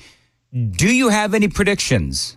Oh, yes. I have many thoughts. Thanks for having me on, Dan. I appreciate it. Always happy to spread the news about the tyrannical rule of Tim Walz and why we can't have him anywhere near the White House. So, number one, what do you think? How important is this debate going to be? Do you think that people are actually looking at this debate to help them make a decision as far as Donald Trump or Kamala Harris? Probably not. I think it probably has about as much influence as the Taylor Swift endorsement, right? Everybody's talking about it. It's a lot of hype. If you pay attention to political news and that sort of thing, this is important to you. But I think the average American who either hasn't made his decision yet or is not quite as inclined to watch the news as closely as, say, you and I do, probably aren't going to get much out of it other than the sound bites. And so I think it really depends on how badly J.D. Vance wipes the floor with Tim Walz, if there's going to be any sound bites out of it. But I think we shouldn't underestimate the ability of Tim Walz to be a good little puppet. I've said this on your show several times before. He listens to his handlers and he does what they say. And he's a very different character now than he was when I lived in Minnesota. So, while he was just the governor and before that when he was in the U.S. House, he had a very different persona. We used to call him an angry little man. He frequently had a frown on his face. And now all of a sudden, ever since Little Soros and his minions from the Hillary Clinton campaign and the Obama folks that are probably advising him at this point, he's turned into this folksy, joyful, I don't even know. To me, it's a clown show because we know that's not the real Tim Walz, anybody who lived under his rule, right? So this debate will be interesting because he's going to most likely be scripted. He's going to be a very good little puppet, like I said. But if J.D. Vance can get under his skin, I think that he might be able to pull, like, he's got to be insulting in some way, without being rude, of course, but just insult his record or insult his character or insult his state, and bring up real things that Tim Walz has said and done that he's probably not particularly proud of or realizes now was a bad move, but doesn't have the guts to apologize for it. Things like COVID and such. I think that will help to get those sound bites that will eventually turn into newsworthy things that may have more of an influence than, say, the ratings on the debate itself. I think what J.D. Vance needs to do is, as you just said, point out some of the, I don't know if he even really needs to go down the road of stolen valor at this point. What he needs to, in my opinion, talk about is, yes, the COVID lockdowns in Minnesota. That's number one. Number two, his policies on transgender issues. I mean, those are the big two. You bring up the border and all of those other things as well. But it just seems like there's a lot of attack points when it comes to Tim Walz. And from sort of a persona or personality standpoint, Tim Walz is just kind of bizarre. Like the clownish sort of really loud mannerisms, if you will, the waving of the arms, the really huge grin. It just, for a guy who spends so much time calling Donald Trump and J.D. Vance weird, he himself looks like a very weird guy. And we've spoken a lot about that before. I don't want to spend too much time on it this time around. There's a lot of other news going on. When you look at the polling, E.J. Host is joining us. When you look at the polling, it looks to me like there is some concern within the Democrats and the Harris campaign, because I think there may be some internal polling right now that is showing that she's losing. Yes. We can talk about the 5% that she's supposedly leading Donald Trump in nationally, but look at what she's doing. She's going to the border on Friday. She's got Zelensky basically out campaigning for her this week, and she's challenging Donald Trump to another debate. So I think all of those things tell me that there's internal polling that shows that she's in trouble. I think she's in deep, deep trouble, and she knows it. Do you remember when Nancy Pelosi used the term AstroTurf, right, to suggest that her opponents were running a fake kind of a fake campaign, I guess, at the time, right? So what is interesting is they took that and they're doing it with the Harris campaign. It is 100% AstroTurf. So there are video after video of buses to her rallies. There are reports of the same cell phones being at rallies in Georgia, multiple rallies in Georgia, multiple rallies in North Carolina. The same people are attending her rallies in different states. Now we're getting reports that there was a woman who appeared in a video during the Oprah fiasco, that silly interview that wasn't really an interview. Right. There was a video that they showed, and the woman in the video is not even a Harris supporter, and she came out and made sure that everybody knew that. Now we're getting reports that there are more people that have been used in videos and other campaign things that are actually actors, that are paid actors, and they were supposed to be Republicans that aren't really, now they're going to vote for Harris. And of course, that was a big fat lie. So I think she knows that she's in trouble. I think the campaign is in full-on panic mode at this point. They won't dare say it. But remember, the polls that we see, not their internal polls, but the polls that we see are typically of, 1,500 likely voters. Or, 2,000, this is a poll of 2,000 registered voters in such and such state, right? Yep. Those are the people that they know are going to vote. Fine. They've all picked a side already. What's not being counted in those polls are all of the low propensity or, first-time registrants and things like that. Harris is losing that in a big way, thanks to plenty of organizations that are on college campuses, that are in Pennsylvania on the ground, like Scott Pressler. If anybody, doesn't know about him, please go look him up. If Trump wins Pennsylvania, I'm convinced it's because of Scott Pressler. But they're out there registering new voters who are not counted in those public polls. They are, however, counted in the internal polls for these campaigns when they want to know how they really stand. 6:45, Nashville's Morning News. AJ Host is joining us on the Newsmaker Hotline. Got a lot more time to check the roads on WTN.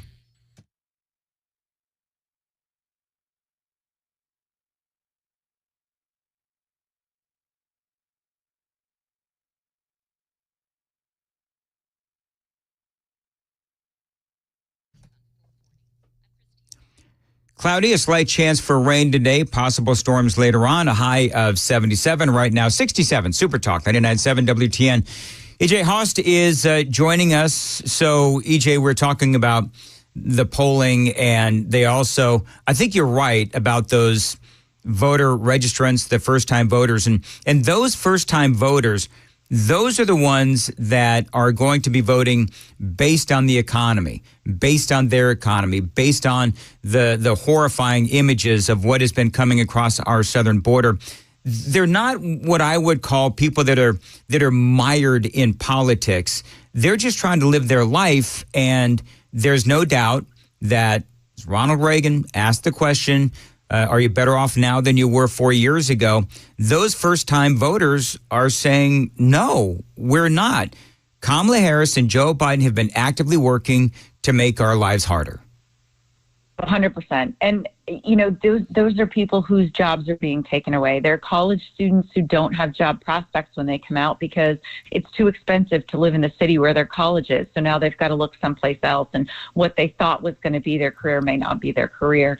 It's also an older generation of people who are scared about their Social Security. They're afraid they're not going to be able to afford their property taxes next year, no matter what state they're in. Everything is going up in cost, everything from food to taxes to vehicles to gasoline, all of it. And so, they can say, well, inflation is down, but that doesn't change the price tag of the things that they're purchasing at the grocery store.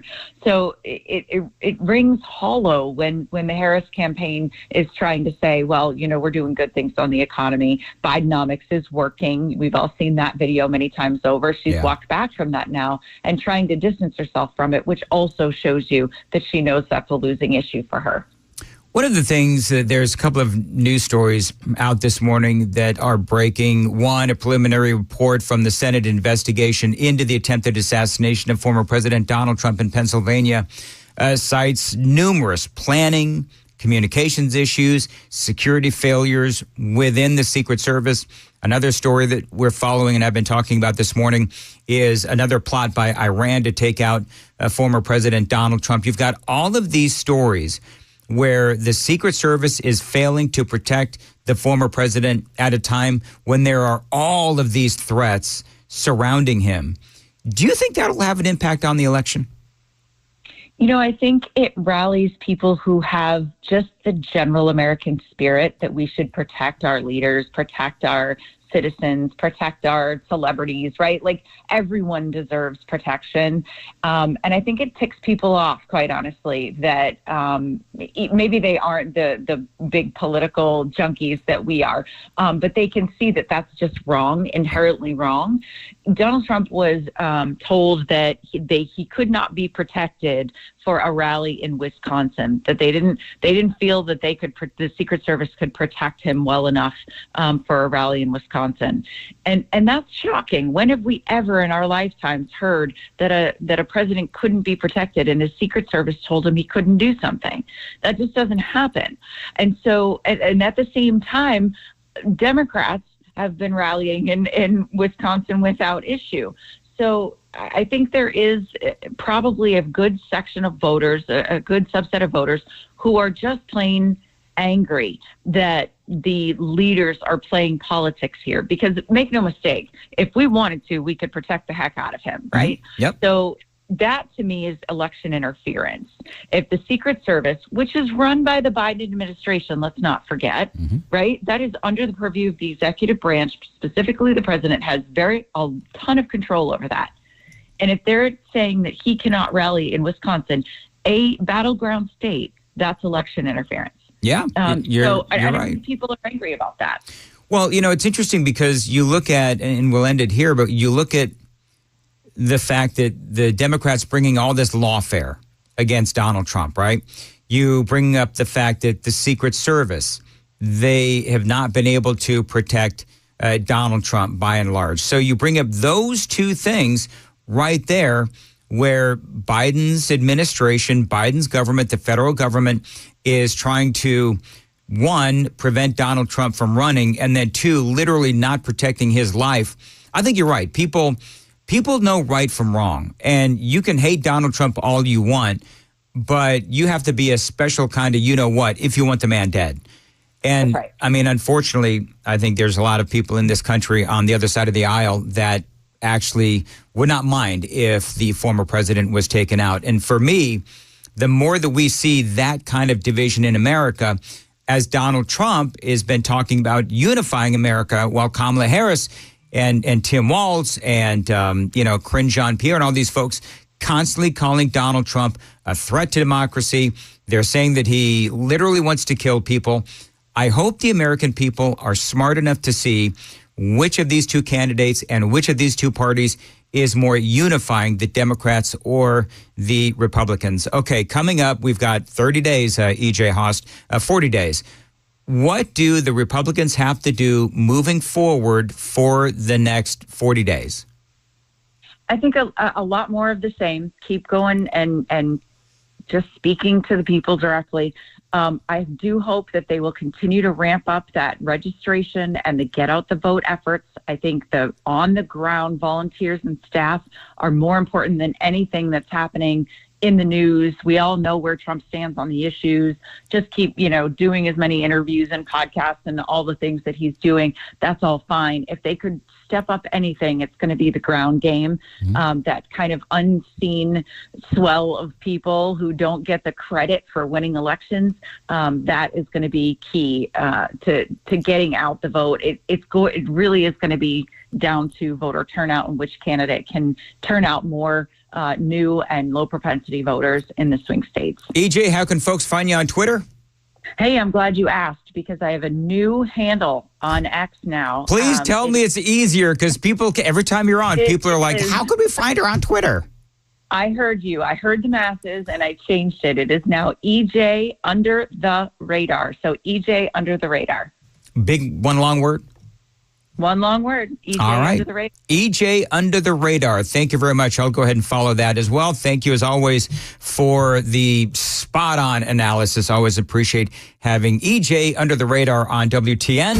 6:53 on Nashville's Morning News. And Jeff Malinoff is got the news coming up at 7. Jeff, what's up? Well, Hezbollah targets Tel Aviv with Secretary of State Antony Blinken speaking on the ongoing conflict. Those stories at 7 o'clock on Super Talk 99.7 WTN. 6:53, Dan Mandis here. I am in the middle of a great backyard makeover, and I know the value of updating and upgrading your backyard. And Moon Valley Nurseries can help you if you've been thinking about doing the same thing. Now, think about what you would want in your perfect backyard. Then check them out online, Moon Valley Nurseries. You can get all kinds of great ideas just from their website. Again, moonvalleynurseries.com. Now, when you do this, when you update and upgrade your backyard, you can actually add a ton of livable space to your home when you do this, not to mention increasing the value of your home. Now, if you're not quite sure what you need for your backyard, but you know that you need to do something, get a free design consultation from Moon Valley Nurseries. Find them online, moonvalleynurseries.com. Tell them Dan Mandis told you to reach out. You can prepare for any backyard event, big or small. They can help you by creating the perfect setting for anything. Again, big or small. Find them online. Tell them Dan told you about it from WTN. moonvalleynurseries.com, moonvalleynurseries.com.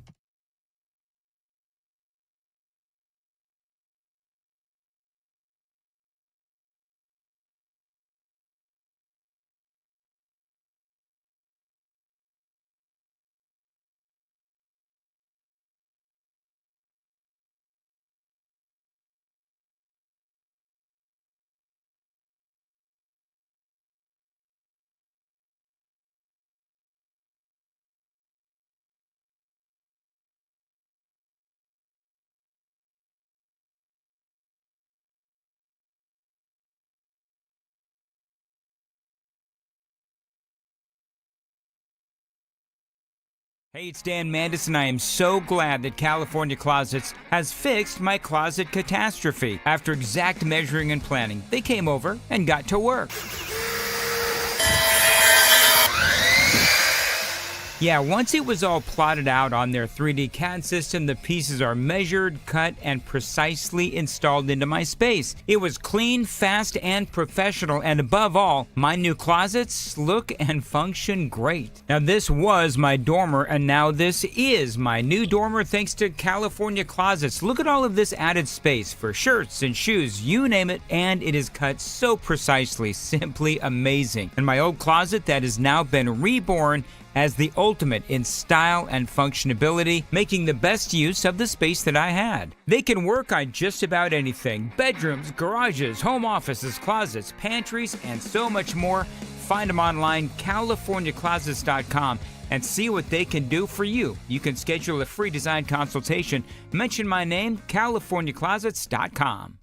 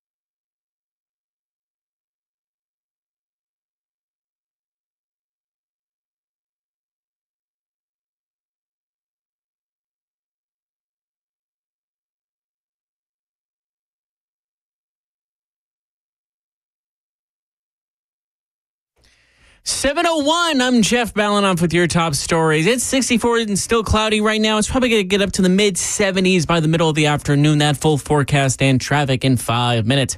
Hezbollah firing a long-range ballistic missile on Israel's largest city, Tel Aviv, for the first time since its founding in the 1980s. Here's ABC's Jordana Miller with more. In another escalation, Hezbollah firing a surface-to-surface ballistic missile on Tel Aviv, setting off sirens just after 6:30 in the morning. No one was injured. The missile intercepted by Israel's David Sling air defense system. In its first ever missile strike on Tel Aviv, Hezbollah says it aimed to hit an IDF intelligence base in retaliation for the pager device attacks. But IDF spokesman Nadav Shoshani disputing that, insisting the missile was heading for Tel Aviv's city center, a civilian area. Jordana Miller, ABC News, Jerusalem. Secretary of State Antony Blinken made a statement on Israel's war with Hezbollah. Israel has a very legitimate problem it has to solve. Right after the horrific events of October 7th, Hezbollah in the north from Lebanon started lobbing rockets into Israel. The people who lived in northern Israel had to flee their homes. Homes were destroyed, villages were destroyed, about 70,000 Israelis. News in Nashville's Pete Newman, who in 2010 was convicted on several felony counts of sexual abusing boys while serving in camp leadership roles, has a parole hearing today with one of his victims doing what he can to make sure he stays in prison. WSM4's Holly Thompson with the story. It's like a slap in the face to victims. Logan Yandel says his abuser was convicted and should serve his life sentences behind bars. This isn't one incident that put somebody behind bars for 15 years. I mean, this is one of the most prolific child abusers of all times that almost no one knows about. Logan Yandel was taking signatures to make sure Newman is not granted parole. The petition is no longer available to sign as the deadline has hit before the hearing. Market Numbers Report brought to you by Beacon Capital Management, online at beaconcm.com. Here's Jim Ryan. From ABC News, Wall Street now. A stimulus package announced in China helped to propel U.S. stocks to new record highs. The Dow Jones rose 83 points yesterday to close at 42,208, while the S&P advanced 0.25%, both setting new high water marks. The Nasdaq picked up 0.5%. An e-commerce site you've probably never heard of is outperforming Amazon. Argentina's Mercado Libre is up 34% this year compared to Amazon's 27% rise. It dominates online sales in South America. She was the star witness at the trial of her ex-boyfriend, Sam Bankman-Fried.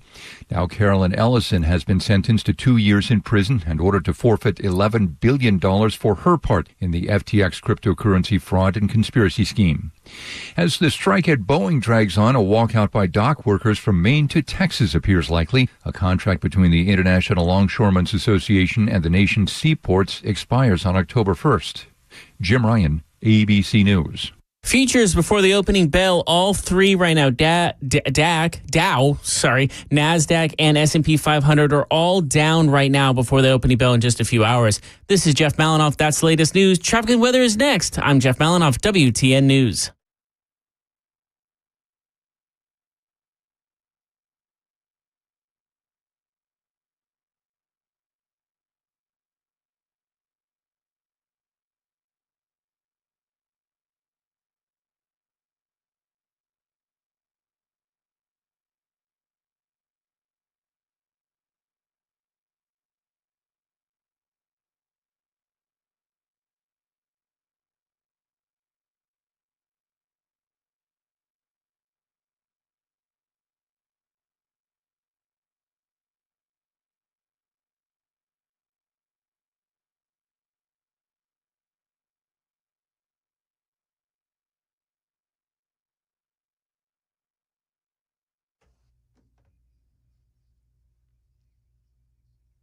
Still got those stop-and-go delays on I-24 eastbound past Whites Creek Pike, exit 35. We also have another crash with the right shoulder blocked on Briley Parkway westbound at Whites Creek Pike, exit 19, so avoid that area as you can. We also have that right shoulder blocked in Rural Hill, I-24 westbound past Bell Road, exit 59. This is Jeff Malinoff. Traffic every 10 minutes, every morning on Super Talk 99.7 WTN.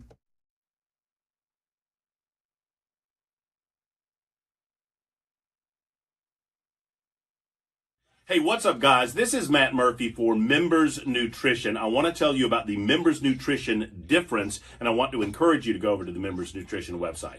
Number one, they believe at Members Nutrition that they can sell vitamins and supplements at a lower cost point, and they're doing it every single day at membersnutrition.com. Number two, they want to make these products right here in the United States of America, not from some overseas company, and they do that every single day. I encourage you to go to membersnutrition.com. You'll get 50% off your purchase price at checkout. You don't have to put in any codes. Just go to membersnutrition.com. Once again, membersnutrition.com.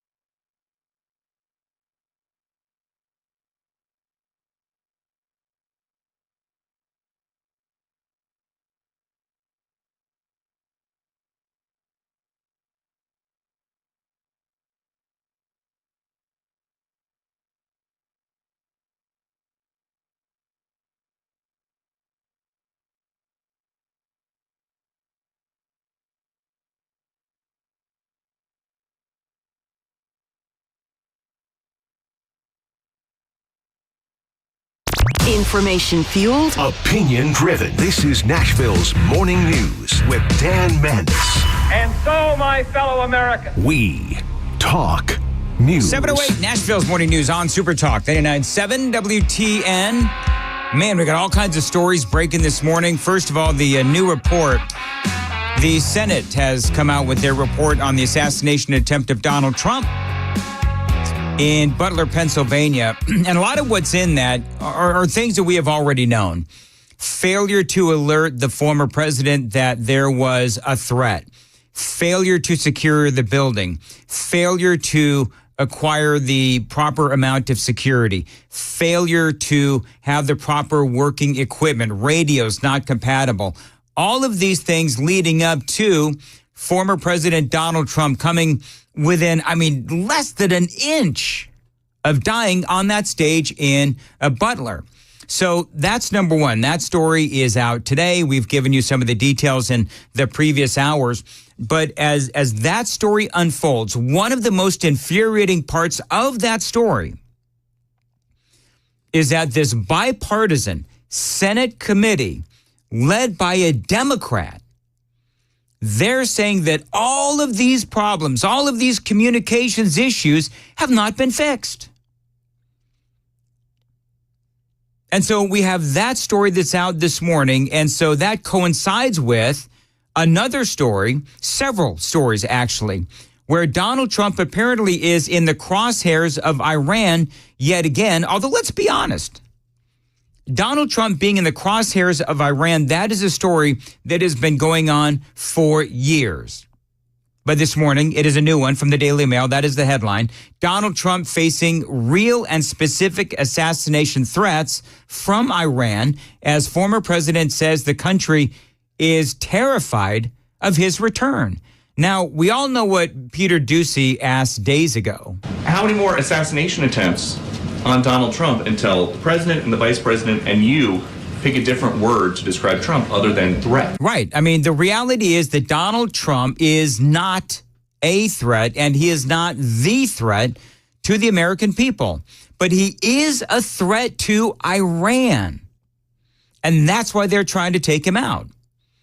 This is from the article in the Daily Mail. Donald Trump has claimed intel briefings that Iran has made real and specific threats to assassinate him. The Republican presidential candidate's campaign gave the chilling update last night in a statement that painted the plans as an effort to destabilize and bring chaos in the United States. The bulletin was sent out by Trump campaign communications director Stephen Chung and claimed the ex-commander-in-chief had been briefed about the supposed plot. Now, this comes after Donald Trump, of course. His campaign was hacked by Iran and the materials sent over to Biden-Harris over the last several months. You remember all this. Iran actors hacked into the Trump campaign's email accounts and in turn sought to give the hacked materials to the Biden-Harris campaign. They gave them all of the materials because Biden is working with Iran, and Iran doesn't exactly like me. Yeah, I mean, Iran doesn't like him. The reason why Iran doesn't like Donald Trump is because he was brutal to Iran, which is exactly what needs to happen. There's no doubt Iran wants Donald Trump out of the way, one way or another. And think about what Donald Trump did. And for folks that are new listeners, we know you're coming in, new listeners, almost every single day. Iran is the world's leading nation for state-sponsored terror. So when it comes to the attack on Israel and a lot of these other terrorism acts that have happened across the world, Iran is the one that funds it. And so Donald Trump, when he was in office, he did everything he could so that Iran could not have that money to fund all of those terrorist acts or all those terrorist organizations. And so Donald Trump, when he was in office, you folks know, you longtime listeners know, Donald Trump imposed sanctions on Iran that absolutely helped to destroy their economy. He is also very pro-Israel. He's protective of Israel, as he should be. Let's also not forget that Iran, again, funds terrorism. Trump, by and large, made it really, by and large, far harder for Iran to fund that terrorism because of his sanctions that crippled their economy. Biden comes in and he lifted many of those sanctions that Donald Trump imposed. And that meant that Iran could sell millions and millions and billions of dollars worth of oil, primarily to China. They use that money to pay for the terrorism. They use that money, Iran does, to pay Hamas to attack Israel and kill over 1,200 people. That's why Iran doesn't like Donald Trump, because he actually wants to put a stop to it. Joe Biden and Kamala Harris, truly, they don't want to put a stop to it. Also, by the way, don't forget, Donald Trump took out one of their top generals, Qasem Soleimani. So it's not real surprising when you wake up in the news today is that Donald Trump says there has been a very specific threat to his life.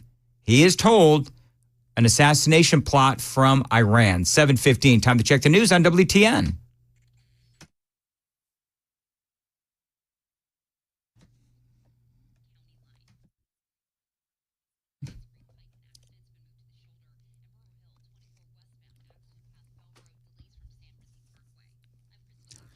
Cloudy, a slight chance for rain and some possible storms as well today. A high of 77, 66 now at WTN. A little bit more on the story about Iran.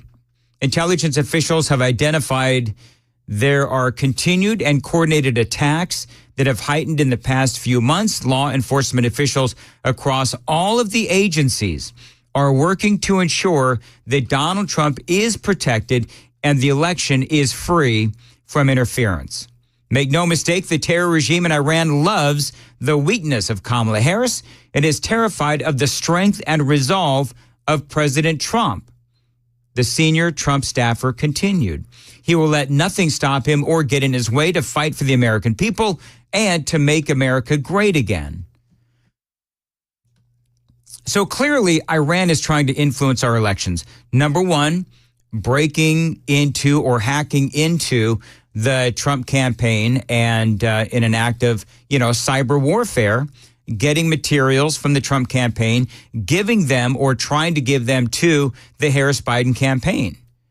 And yet, again, not to belabor the point, but Joe Biden still allows them to sell millions of dollars in oil, again, especially to China.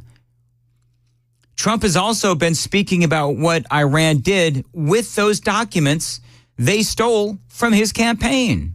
And look at what's happening to our world now. But no, Iran hacked into my campaign. I don't know what the hell they found. I'd like to find out.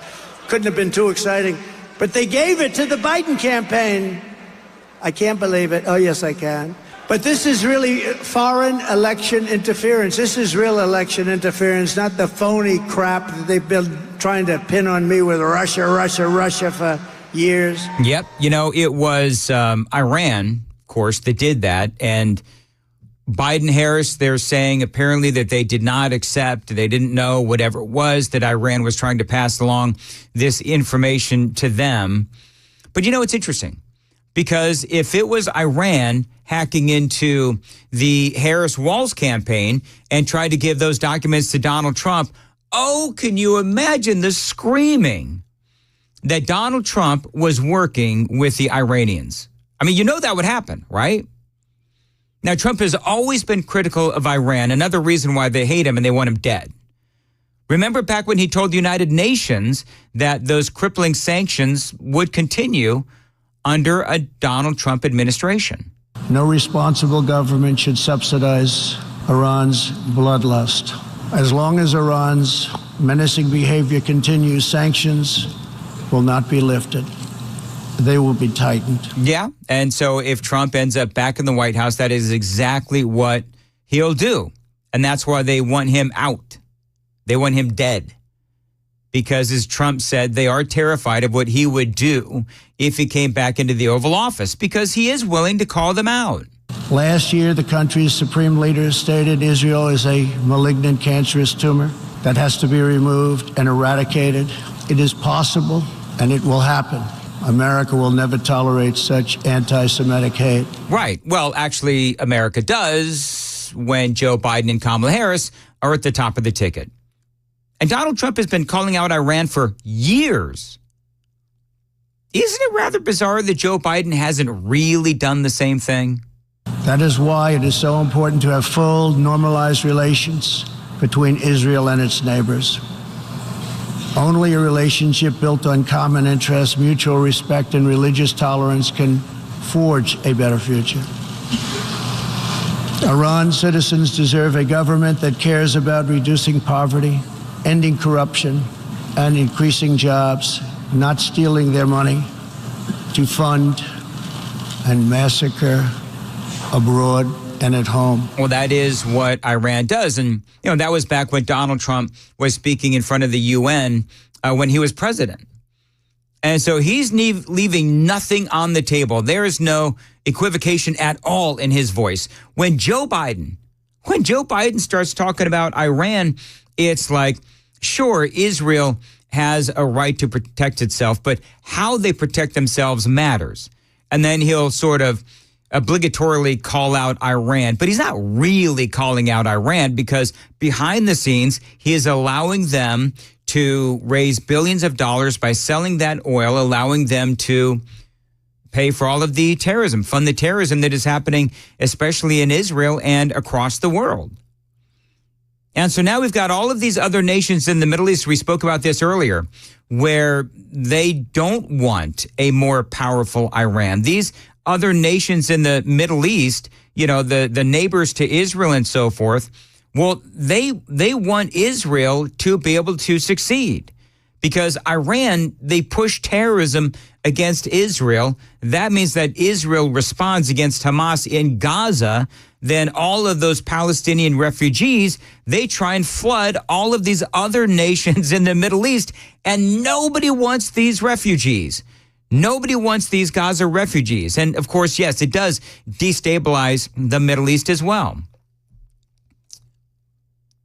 So yeah, on a morning where we find out just how bad the Secret Service protection was with former President Donald Trump in Butler, now we find out that there is yet another plot to take out Donald Trump.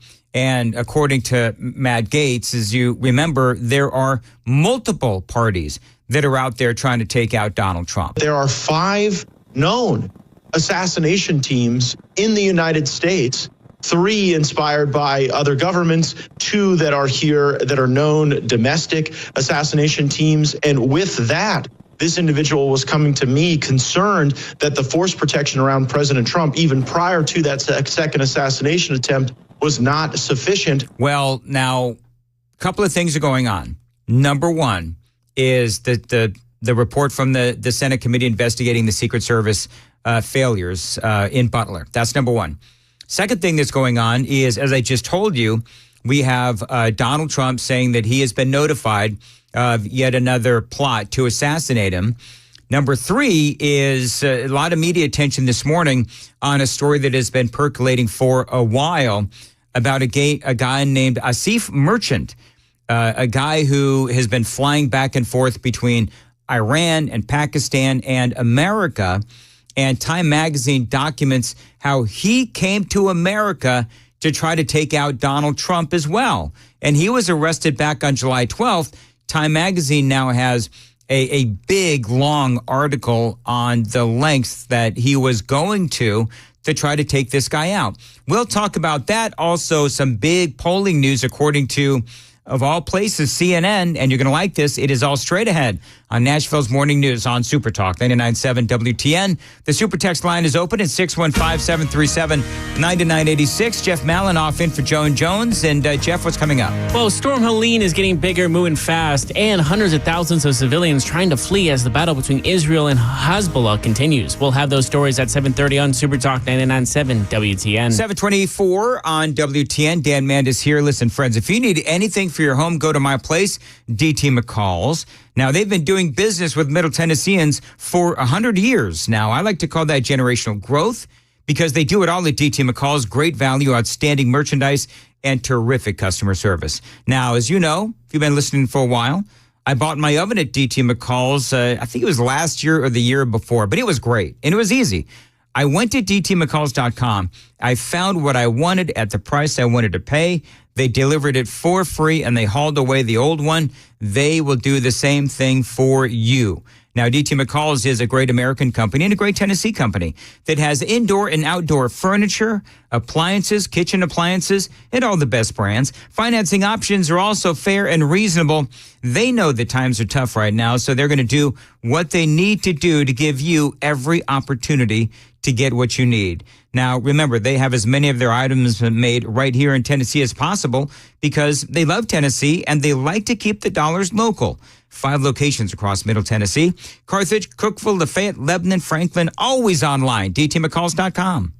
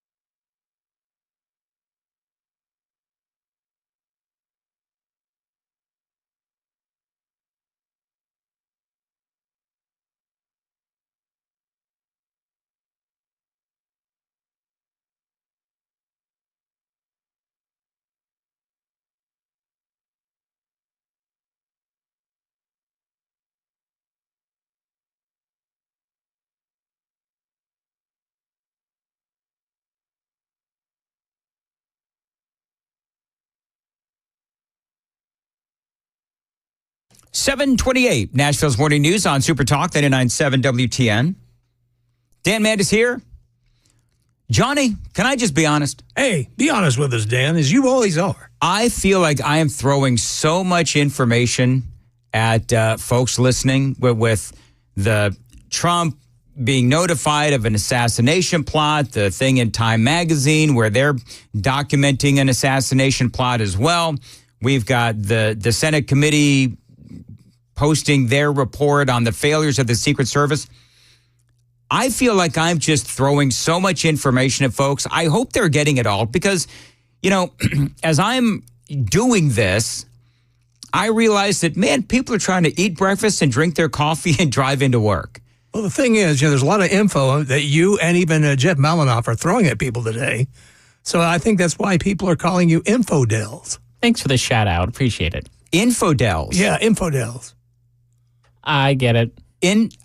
I could be Infodel Dan. There you go. That's what I...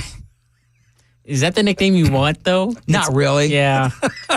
Not really, because you know what? I'll screw it up and everybody else will too. Yeah. It's not worth it catching on.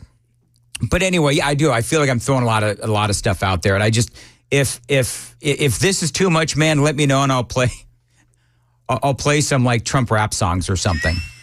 You know, I've got a story about Taylor. If you don't want to hear about like the Iranian plot against Donald Trump, I've got some Taylor Swift news. If you want to hear that, you folks want to hear that instead? How about we want to know more about this Iranian plot?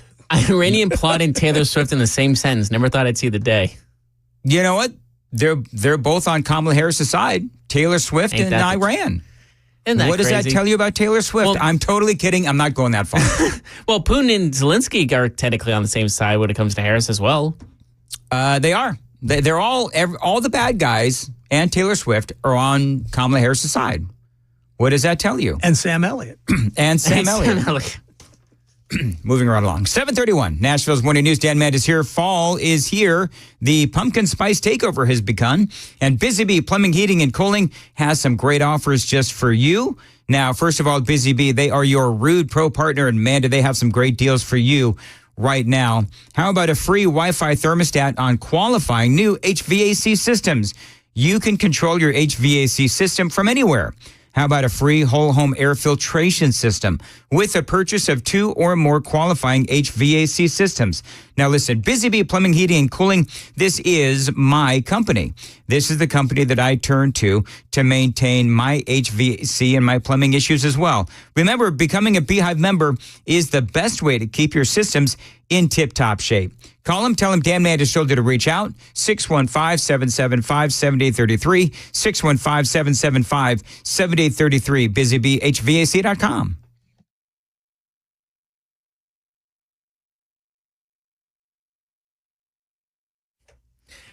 $7:31. I'm Jeff Malinoff with your top stories. That weather is still in the 60s, mid-60s. It's going to go to the mid-70s at the end of the day. That traffic and weather report coming up.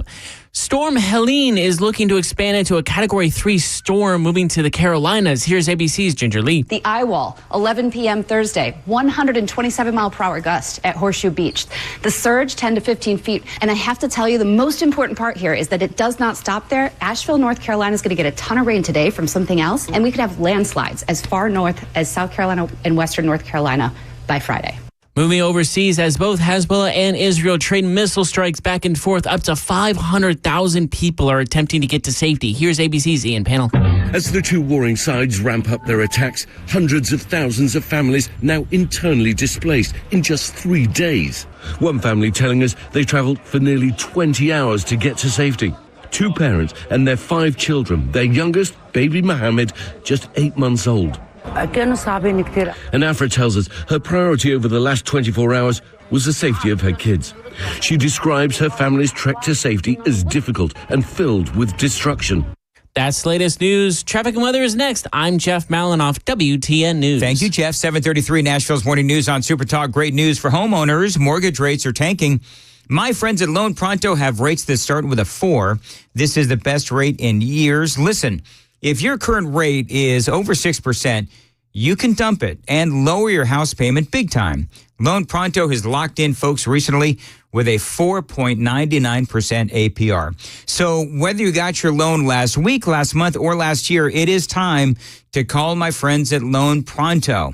Now, listen, you can ask them about their zero-cost rate reduction home loan.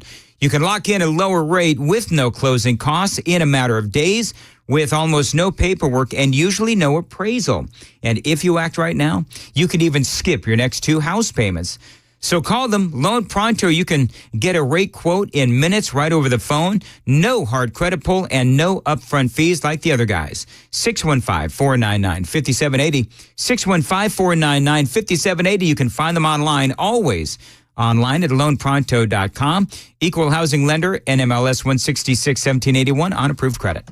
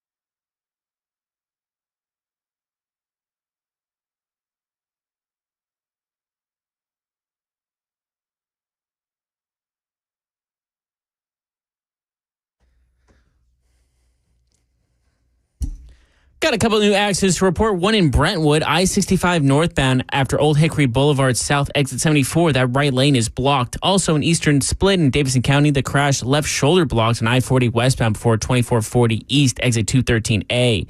Also, we're going to get to that rush hour traffic pretty soon. A lot of stop and goes heading towards the downtown Nashville area.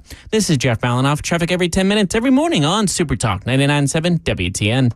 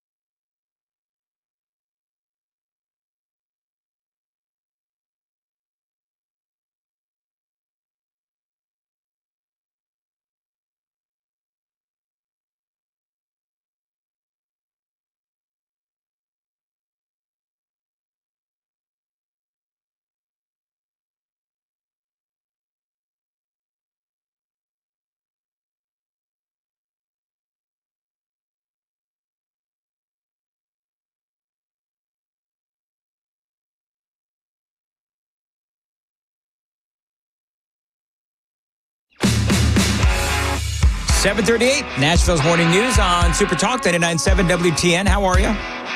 Welcome on in. Malinoff in for Joan. Johnny B is back. Nothing against Mason. We love Mason. But Johnny, it is so comforting to see you behind the glass there. So thank you. And I know you're not feeling great, so I'm going to make your life a living hell by taking some calls. Totally kidding. Totally kidding. You can go ahead. By the way, I did pose the question on the super text line, really not officially, but I asked if I was just, with all of the news that is out there today, am I just throwing too much at you because I feel like that's what I'm doing? Not one person said no, just keep it coming. Although no Taylor Swift. That was the one thing that everybody can agree on. That's the line. The line that we will not cross is Taylor Swift. The folks don't want us to do anything with Taylor Swift, which is too bad because I've actually got an anti-Taylor Swift story. Well, I think they could go I for think that. they don't mind that. I don't think they just want to listen to the music. That might be what the line is. Well, then I'll have to figure out a way to reconfigure my segment. Hey, you guys know that Sam Elliott had something to say about Donald Trump. Oh, yeah. It's fixed. So okay, I was about to ask. No, just moving on. So this is what he says.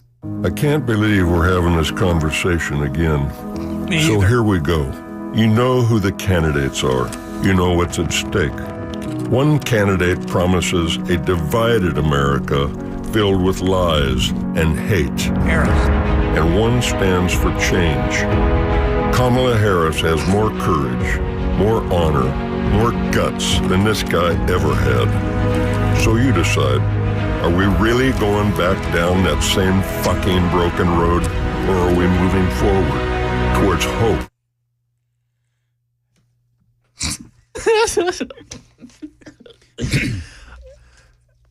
Yeah. So that was clearly the wrong one. I was going to say, boy. I didn't want to say it. It was fixed. Anyway, what's this change? I mean, change. She's the incumbent. She's already there.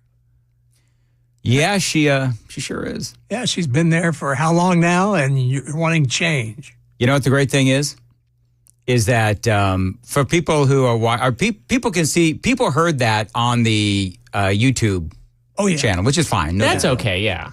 That's okay. In fact, that probably made you more popular on YouTube. Do you folks on YouTube love me now that you heard Sam Elliott curse? I apologize that I thought I fixed it. Did you just play the wrong one? Did you have 2 audio clips of it? Yeah. There you go. That's what well, it shows how much class this guy has. Well, sure, absolutely, and I can finish it now. I've got the right one up. Are we gonna risk it? 3rd time's a charm? Is the delay built back up? Yes, it is. Why does Hollywood have to be such a potty mouth? Can we just talk about that for a second? Well, it's because they're classless. They are classless. Did you tell me off the air, Johnny, that people, celebrities are now tweeting out pictures of P. Diddy and Donald Trump? Yes. Oh, yeah, they're desperate. You know, there's they are pictures desperate. He wasn't a part of the white parties that there's tons of pictures of there, but they have him at like in a gala event taking pictures with him. I hate to inform these guys, but there are plenty of pictures of Harris with him, of Obama, you name it. Yeah. And here's the thing, is that when it comes to Donald Trump having his picture taken with anyone, you go to parties, you have events, and P. Diddy comes up to you years ago and he says, hey, Donald T., let me get a picture with you, and you take the picture. It doesn't mean that Trump is over there delivering, 1,000 bottles of baby oil. Well, and it also shows, if you remember, there was a picture. And all those other things. Donald Trump and Melania posing for a picture with the Clintons. Yeah. That's exactly right. So, let's be real. If there was actually like evidence of like Trump involved in all this, it would have been released way before this. Oh, of course. There's no connection. I think it does show you how desperate these folks are. Because, and that goes back to my opening monologue and something I said yesterday as well, which is that, and it's been a thread throughout the last couple of days, is that there is something going on with the with the campaign of Kamala Harris, where they've got some polling that does show that internal polling that is showing that she is going to lose. I think that is what is going on. All right. Remember the story that I did a couple of days ago regarding MAGA chicks for Donald Trump? Voting Donald Trump. Remember that? See, I think that's funny. But anyway, there is now a story out there, and we've seen this before, where turns out the support of Taylor Swift is now actually hurting Kamala Harris, not helping Kamala Harris. Uh-oh. That's part of that song. Very good, Dan. That's pretty good, right? You think anybody else got that, or are you guys going to pull that as little soundbite to torment me with later? Well, that could happen. Anyway, 18 to 34-year-olds, 8% say that Taylor Swift's endorsement of Kamala Harris makes them less. 8% say that the support makes them more enthusiastic. 11% say that it makes them less enthusiastic for Kamala Harris. So Taylor Swift coming out and endorsing Kamala, not necessarily a good thing. 11% say that it makes them less enthusiastic. Only 8% say that it makes them more enthusiastic. Now, 35 to 49-year-olds, 5% say that it makes them more enthusiastic. 12% say that it makes them less enthusiastic. And and this is surprising, of the 50 to 64-year-olds, you would think that it would be, there'd be more of a divide. Of the 50 to 64-year-olds, 10% said that it made them more enthusiastic. Only 12% said that it made them less enthusiastic. So the 35 to 49-year-olds are the ones that were really like, please, please, no more Taylor Swift. And I agree with you, no more Taylor Swift. I think it'll be interesting to see when all the smoke clears and the election is over and we know who won, whoever that's going to be. Was there really a Taylor Swift impact? It'll be interesting to watch. 7:45, time to check the roads on WTN.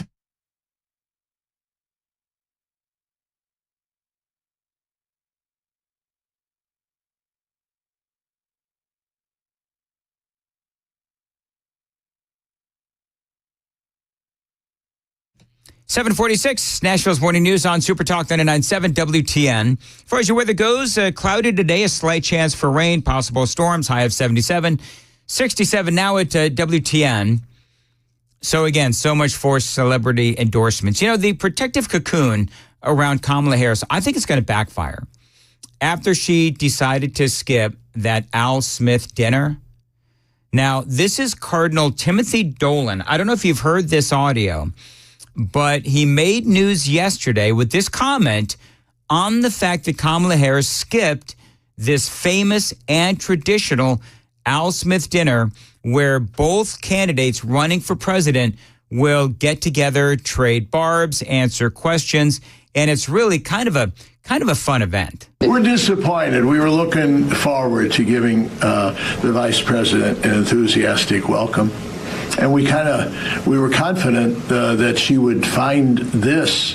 She speaks very much about the high ideals and how it's good to get away from division and come together in unity and all. Well, that's what the Al Smith dinner is all about. We haven't given up yet. We're not used to this. We don't know how to handle it. This hasn't happened in 40 years since Walter Mondale turned down the invitation. And remember, he lost 49 out of 50 states. Yep. I don't want to say there's a direct connection there. But so we're not used to this. Yeah. And we're not giving up. No, they're not giving up.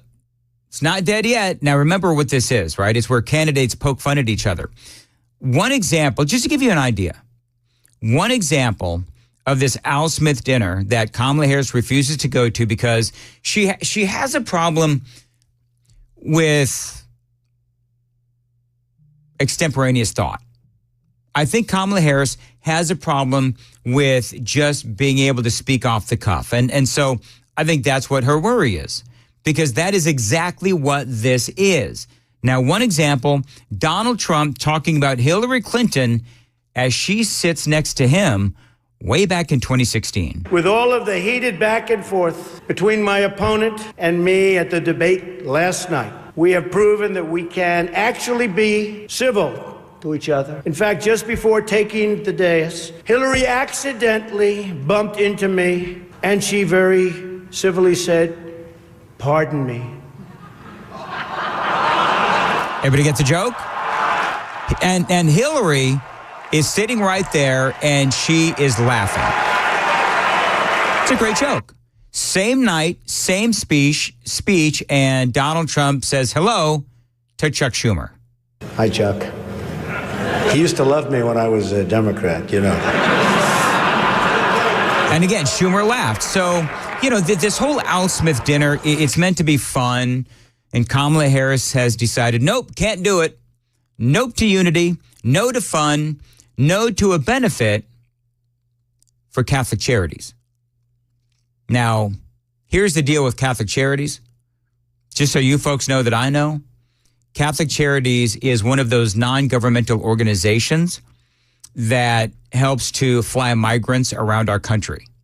So I'm just here to tell you, I'm not actually much of a fan of Catholic Charities because this is one of those charities, again, that helps illegal aliens move around the country. Now, a lot of people think that's a great organization. Me, not so much. From the Daily Mail, the dinner benefiting Catholic Charities traditionally has been used to promote fun, humor with presidential candidates from both parties appearing on the same night and, again, trading barbs.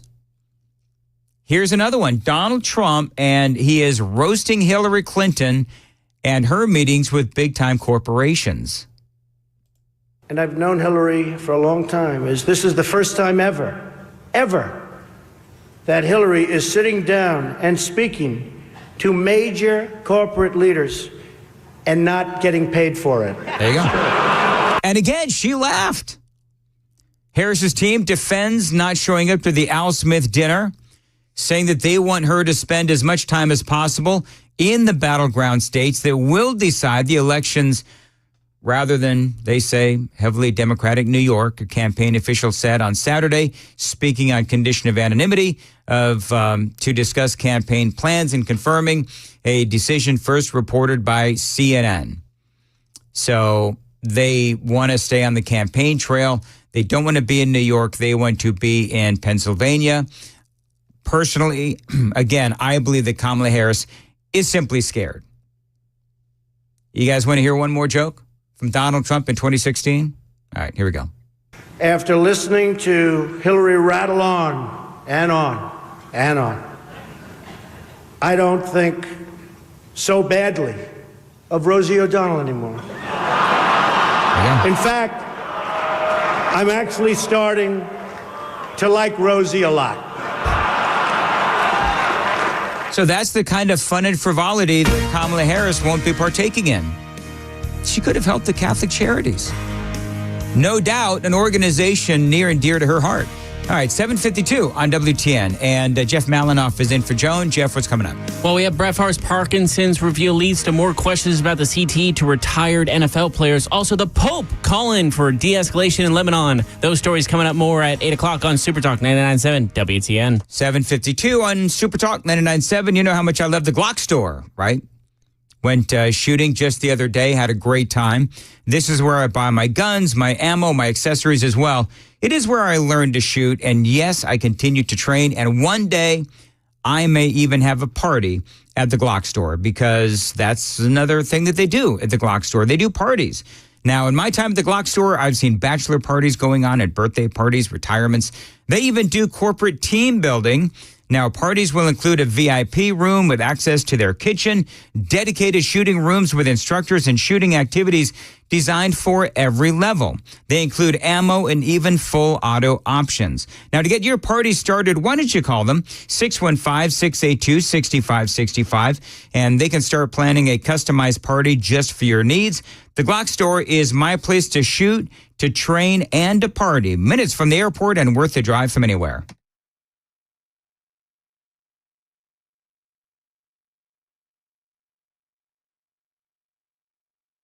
Hey, it's Dan Mandis, and I am so glad that California Closets has fixed my closet catastrophe. After exact measuring and planning, they came over and got to work.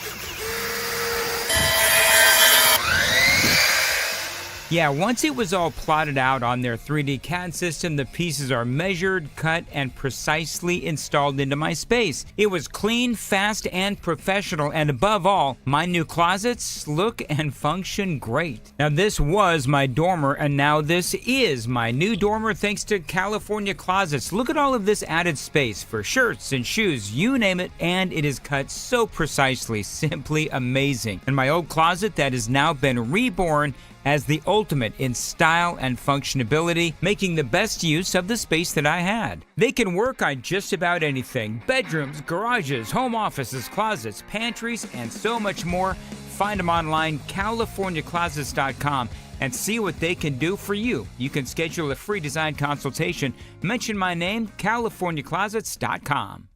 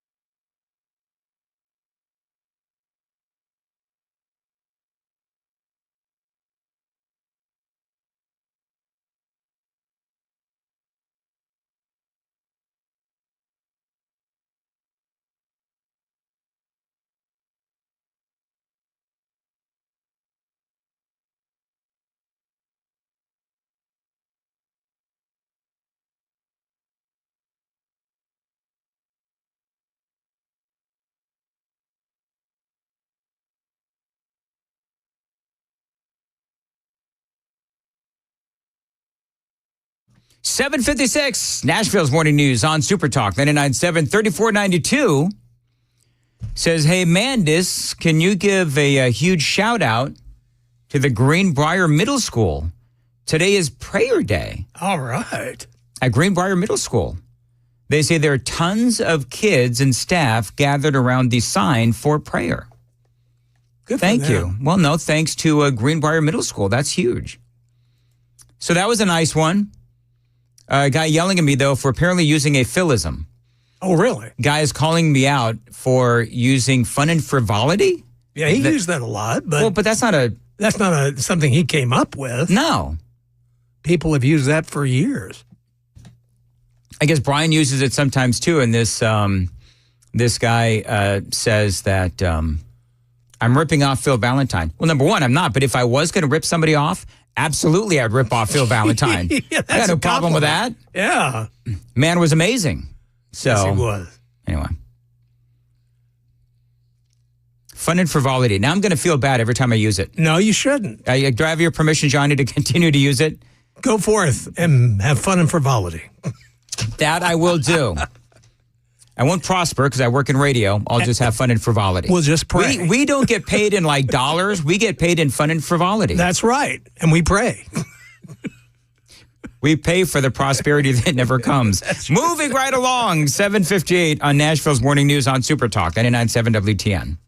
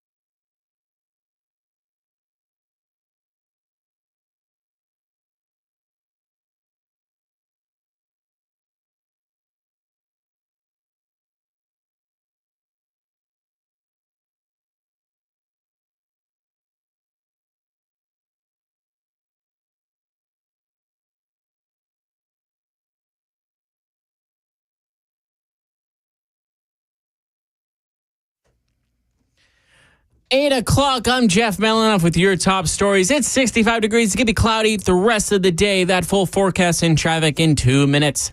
Brett Favre revealed on Capitol Hill that he has been diagnosed with Parkinson's, which has led to the concerns about CTE to NFL retired players taking center stage once again. Here's ABC's Jim Ryan. The House committee meeting was about welfare reform, but the bold-type headline came in comments from ex-NFL quarterback Brett Favre. I've recently been diagnosed with Parkinson's. Favre has said that he suffered more than 1,000 concussions during his college and pro careers. A year ago, a team of 20 researchers wrote in the Journal of the American Medical Association that playing football at all levels increases the chances of a Parkinson's diagnosis later in life. Jim Ryan, ABC News. News overseas, the Pope has stepped in to call for de-escalation in regards to the ongoing battle between Hezbollah and Israel. ABC's Tom Rivers has the story. In his weekly address before those gathered in St. Peter's Square, Pope Francis expressing his sadness with what's happening in Lebanon, where intense bombing has caused much death and destruction in recent days. Despite cross-border strikes that are threatening to push the region into a wider conflict, he hopes the international community will make every effort to stop the escalation. Tom Rivers, ABC News at the Foreign Desk. Election 2024 news. Before Kamala Harris visits the southern border, she is in Pittsburgh today to discuss the economy, comparing her plans with her opponent, Donald Trump's. Here's ABC's Mary Bruce. Harris is going to flesh out her economic vision and argue that her approach is pragmatic. She will outline her proposals to boost manufacturing and cast herself as the candidate for the working class as she leans into her own middle-class roots. Harris is, we know, eager to draw a sharp contrast with Trump on the issue of the economy as her campaign now sees a real opening to further erode Trump's lead on this critical issue. Market Numbers Report brought to you by Beacon Capital Management online at beaconcm.com. We're just 30 minutes away from the opening bell. Futures are looking down at the moment. Dow, S&P 500, and NASDAQ all pointing downwards before that opening bell in 30 minutes. That's the latest news. Traffic and weather is next. I'm Jeff Malinoff, WTN News.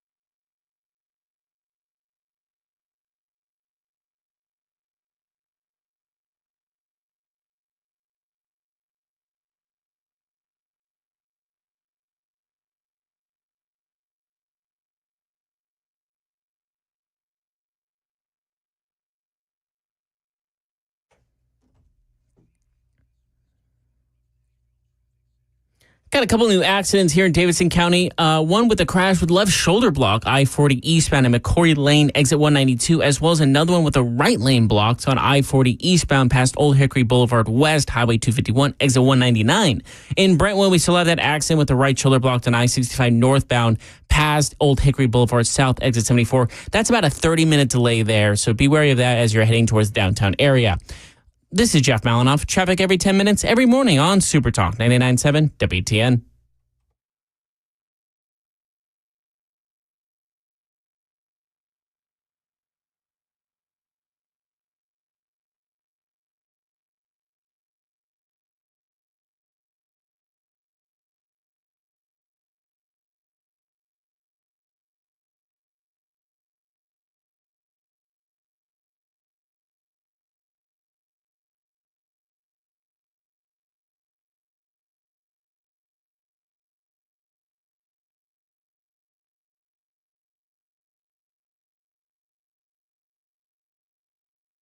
Information fueled, opinion driven. This is Nashville's Morning News with Dan Mandis. And so, my fellow Americans, we talk news. 8:06, Nashville's Morning News on Super Talk 99.7 WTN. I've got some great audio. I think I'm going to save it, Johnny, for the Gang of Four with Malinoff and Chris Hand and you and me. But I'm just going to tell you it's Nancy Pelosi. But it's great. I know. Listen, not all Hillary audio is bad. Not all The View audio is bad. That's a lie. Oh, you can't. I understand other people, not The View. I will die on that hill. Okay, take it. I can't stand The View. I'm sorry. Hey, I'm not sorry. I can't stand The View. Hey, Johnny. Yeah, Dan. You know what Jeff just did, right? Yeah. He has guaranteed us some View audio at 8:35. Some Joy Behar. You know what this is? To the people listening, I'm sorry. I'm you know so what this sorry. is? This is Jeff is speaking out of turn. Now the whole class gets to take a quiz. Hey, when you talk about The View, my blood boils. Like, I can't help it. Well, that's okay. So we'll just have more Joy Behar. That's exactly. She's the opposite of Joy. Yeah, she is. I'm going to have a big, long 2-minute View montage. Jet montage. That's punishment to the viewer, to the listeners, not us. That's okay. I can turn my volume down. Folks, I'm just kidding. But I do. I have some great Nancy Pelosi audio that I'd be willing to bet that Chris Hand already knows about, but I'm going to play it at 8:35 for everybody coming up on Super Talk 99.7 WTN. And Johnny and Jeff, I promise you, I have cleaned up the Sam Elliott audio. Third time's the charm. We're going to try again. Johnny, make sure we're in delay. Yes, we are. All right, all that and a whole lot more coming up. So there is a story out there today. I tweeted this out because I'm just going to tell you, friends, it is a really long 14 pages of Time Magazine. They've got an article out, and it's documenting this Iranian guy that flew to America to take out Donald Trump. Now, it's not a surprise, but apparently this guy's name, Asif Merchant, and he was flying between Iran and Pakistan and America. And he was somebody arrested back on July 12th, a day before Trump was shot in Butler, by the way. He was arrested for trying to work out a plot to assassinate Donald Trump. Now, if you want to call this another official assassination attempt, you could. But apparently this guy was really well in the throes of this plot to assassinate Donald Trump. The Daily Mail has a big article. Reads this. Daily Mail, also Time Magazine. This is from Time Magazine. From the article, the identity of the target was not explicitly stated either by this guy, Asif Merchant, or by his handler in Iran's Islamic Revolutionary Guard Corps, according to a leaked document that was posted online by Charles Grassley, United States Senator, back on September 5th. You see, this story's been percolating for a while. Now, the Iowa Republican said it was provided to him by a whistleblower, but along with other evidence, the documents all but confirm that Donald Trump was the person Merchant was authorized to kill. $1 million is what they were offering for someone to take out Donald Trump. So basically, it was Merchant's job to fly to America and find someone to take out Donald Trump for $1 million. He scouted Trump rally locations. He dialogued with what he did not know was an FBI informant about his plans, and he tried to find American-based assassins. So this just tells you on a morning when there is a new report out that we've been talking about, this new report that details stunning security failures around the first Donald Trump assassination attempt. And in that report, the thing that jumped out at me, because a lot of this stuff is things that we have already been reporting on. Lack of communication, lack of equipment, inability to work together, a request for some security that was not granted. Jill Biden had far more. All of those things are in the report. The one thing that jumped out at me was that after 2 months, these issues are still not fixed. And so now we have this story in Time magazine where clearly Iran is offering somebody $1 million to take out Donald Trump. So Donald Trump is still vulnerable, and there's still people that are out there that are being triggered by this narrative that Donald Trump is a threat to democracy. Now, I understand and acknowledge there's two different types of would-be assassins out there. There's the ones that, in my opinion, have been triggered by the media and Karine Jean-Pierre and Kamala Harris and others where they do say, and Tim Walz, where they do say that Trump is a threat to democracy and all of that nonsense. That is going to trigger the people that are nuts. But then there's Iran that want to pull the trigger on Donald Trump because of many other things, including, as I've detailed previous in this show and others, the sanctions that Donald Trump placed on Iran absolutely destroyed their economy. If Donald Trump ends up back in office, he is going to do the same thing again. At least he better. So here's part of this story where Donald Trump has been, and again, part of the news cycle today, Donald Trump was told of a credible threat of an assassination attempt again. So we've got all of these different stories, Trump announcing that last night. So we've got all of these different stories. Now, when they talked to this guy, the informant, when they spoke to this guy, Asif Merchant, the informant was discussing how this plot would work. He explains that the assassination will require a distraction, a noisy demonstration, he says, arranged in advance. Merchant also wants someone, he specifies, a woman, to do reconnaissance. That would bring the number of people who would need to keep this plot to murder Donald Trump secret to nearly 30, including the actual assassins, who Merchant reminds the informant that he needs to line up. At this point, the scale of the plot has surpassed any previous known Iranian assassination mission, while retaining a signature seat of the pants quality. The next day, Merchant will suggest he and the informant drive around Brooklyn to scout clubs where they might find willing accomplices. Which is weird. All they have to do is go to the DNC and maybe the White House press corps. Sorry. Alerted to the Iranian plot well before Merchant's arrest, the Secret Service increased protection of Donald Trump, a context that only amplified the agency's failure when an assassin's bullet grazed the former president at a campaign rally in Butler, Pennsylvania on July 13th. Oh, but wait, there's more. Ryan Routh is also embedded in this story. We're going to talk about that straight ahead. 8:15, time to check the roads on WTN.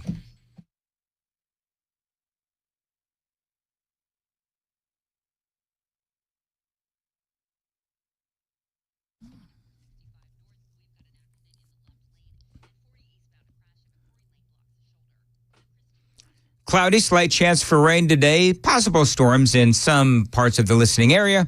High of 77 today, right now 67 at WTN. So in this Time magazine article, and by the way, I tweeted this out. It's a long article, and I'm giving you as much detail as I can. But if you go check out the article, I did tweet it out at Dan Mandis Show. Follow me on X. They also make mention of Ryan Routh. Now, of course, this is the guy that they were able to stop before he shot at Donald Trump on that golf course. Now, remember that Routh, he wrote this open letter to the world saying Iran or someone should try to kill Donald Trump, among other things. He actually, we talked about this great extent to yesterday, where Routh said he would offer up $150,000 bounty. And people were aghast and amazed that the DOJ would post that letter that Ryan Routh wrote offering up $150,000 to kill Donald Trump. Because that was obviously like a clarion call for some broken-brained wingnut to try and take out Donald Trump. And so he writes this letter saying Iran or someone should try and kill Donald Trump, among other things. Well, remember what drove him to want to kill Donald Trump. It was all of the nasty rhetoric by the Democrats saying that Donald Trump was going to kill people and a threat toward democracy and all of that nonsense. So all of these things are sort of connected in a way. You've got the narrative of the Democrats that Trump is a threat to democracy. You've got Ryan Routh, who is using that as inspiration to try to take out Donald Trump. He then implores Iran to try to take out Donald Trump. Donald Trump, of course, shot at in Butler, Pennsylvania. Then you have Joe Biden and Kamala Harris. You have them funding Iran, allowing Iran to continue to raise billions of dollars selling oil. They use that money to fund terrorism. Let me ask you a question. That $1 million that you believe that they report that Iran was going to pay to take out Donald Trump, pay a would-be assassin, where do you think that money would have come from? Right? Wouldn't that have come from Joe Biden's lifted sanctions? Why, yes, it would, as a matter of fact. So all of these stories are related. You throw in the Secret Service failures, of course, today as well. That's also in the news today. So the more that we talk about all of this and the more that we look at all of this that is out there today, just realize that if they can't take out Donald Trump through lawfare, they'll try and take him out another way. Because if they can't beat him at the ballot box, then they'll do whatever they need to do to keep the orange man out of office. It is 8:18 on Super Talk 99.7 WTN. Super Text line is open. 615-737-9986, 615-737-WWTN. I'm telling you. And I open up the 5 o'clock hour with this, and it's been kind of an ongoing theme throughout the show. Something is going on within the Biden campaign, Biden-Harris administration, and the Harris campaign. They've got internal polling that is showing that she is going to lose, and perhaps lose big time. That is why she is challenging Donald Trump to another debate as opposed to just taking the win. That is why she has Zelensky effectively campaigning for her here in America, and that is why she's going down to the southern border. Now, CNN had a story a while ago, and I didn't mention it at the time, but they have a brand new poll out that shows that women trust Donald Trump with the economy more than Kamala Harris. And so I think that the more that we see these networks like CNN, I don't know if MSNBC will do it, but CNN is, I think, starting to turn because they're acknowledging and they're trying to pivot. Because if Kamala Harris loses, then they got to be able to say, well, we saw this coming. We've been reporting to you that among women across America, they trusted Donald Trump more than Kamala Harris. So even CNN and all those places, the networks perhaps as well, are beginning to hedge their bets on this Kamala Harris is going to win story. I was going to say nonsense. It's still very close, depending on what you look at. But now one of the big issues that Kamala Harris has is that the unions, the rank and file members of the unions, they're either turning on Kamala Harris or they were never there to begin with. Mostly just immigration. Can you talk a little bit more about that? What about immigration have you been paying attention to? There are thousands and thousands of illegal immigrants coming across the border every day, and the vice president has done minimal work to fix that, based on what I've seen. So I'd like that to change. Yeah, that was that was on, I think that was either on CNN or MSNBC, but they're talking to the rank and file. Now, this comes after the Teamsters Union declined to endorse either candidate in the presidential election, breaking decades of precedent. And I think the reason why is that there is a disconnect between the leadership of the union and the rank and file. And so the bottom line is Kamala Harris is not connecting with union members across the country. I saw a headline. I don't know how true it was because there's a lot of fake news out there.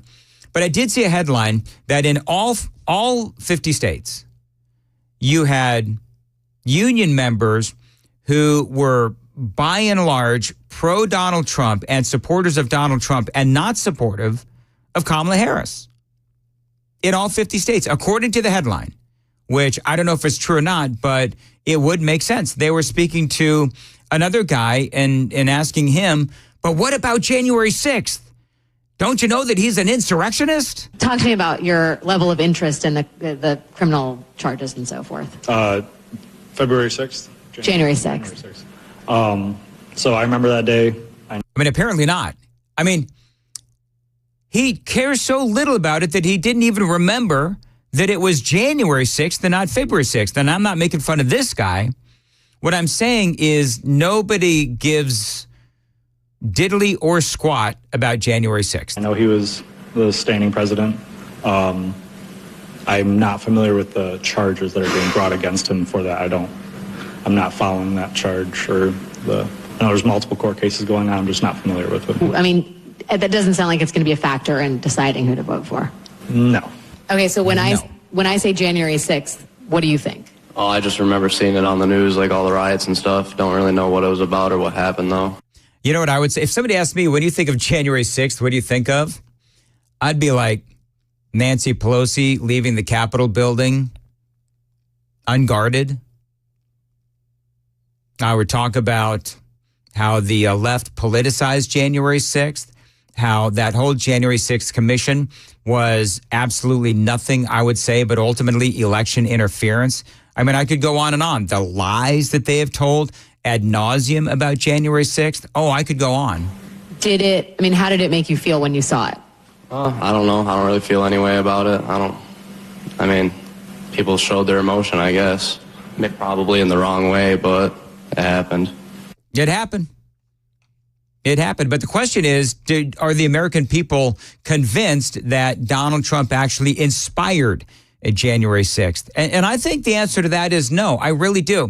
If you're a dyed-in-the-wool, you are a Democrat and you just bleed blue, well, then you're probably all on board with January 6th and all of the lawfare and the border is secure and the rest of that nonsense. But the rest of us, we understand that Kamala Harris and the Democrats, they don't have anything to run on. So they still have to keep going back to the well that is January 6th. 8:23, Nashville's Morning News on Super Talk 99.7. Jeff Malinoff in for Joan. What's coming up in the news? Well, we have Democrats possibly avoiding campaigning with Kamala Harris. Also, China missile testing concerns the U.S.-China relationship. That's coming up at 8:30 on Super Talk 99.7 WTN. Thank you very much. 824 Stoltz Code. Now, listen, if you have land that you maybe don't know what to do with, if you have a piece of property that you don't know what to do with, I want you to think about a pole barn from my friends at Stoltz Co. Now, this is the premier pole barn builder in the state of Tennessee. Listen, you can use your pole barn for basically whatever you want it to be. It can be a garage. It can be an event space. It can be an equestrian building. You can just live in it. See, the thing is, pole barns from Stoltz Co., they are flexible and built really well. They will stand the test of time. You could also, by the way, plan ahead and build your retirement home. Find a piece of property. Find a piece of property out in the woods, by a lake, wherever you want it to be, and then call my friends at Stoltz Co. and put up an incredible retirement home. This is the company that can help you, Stoltz Co. Tell them Dan Mandis told you to reach out. 615-622-5992. 615-622-5992 for Stoltz Co. I love going to their Instagram and Facebook pages and checking out all of the different examples of their work. You can also find them online at stoltzco.com. STOLTZCO, stoltzco.com.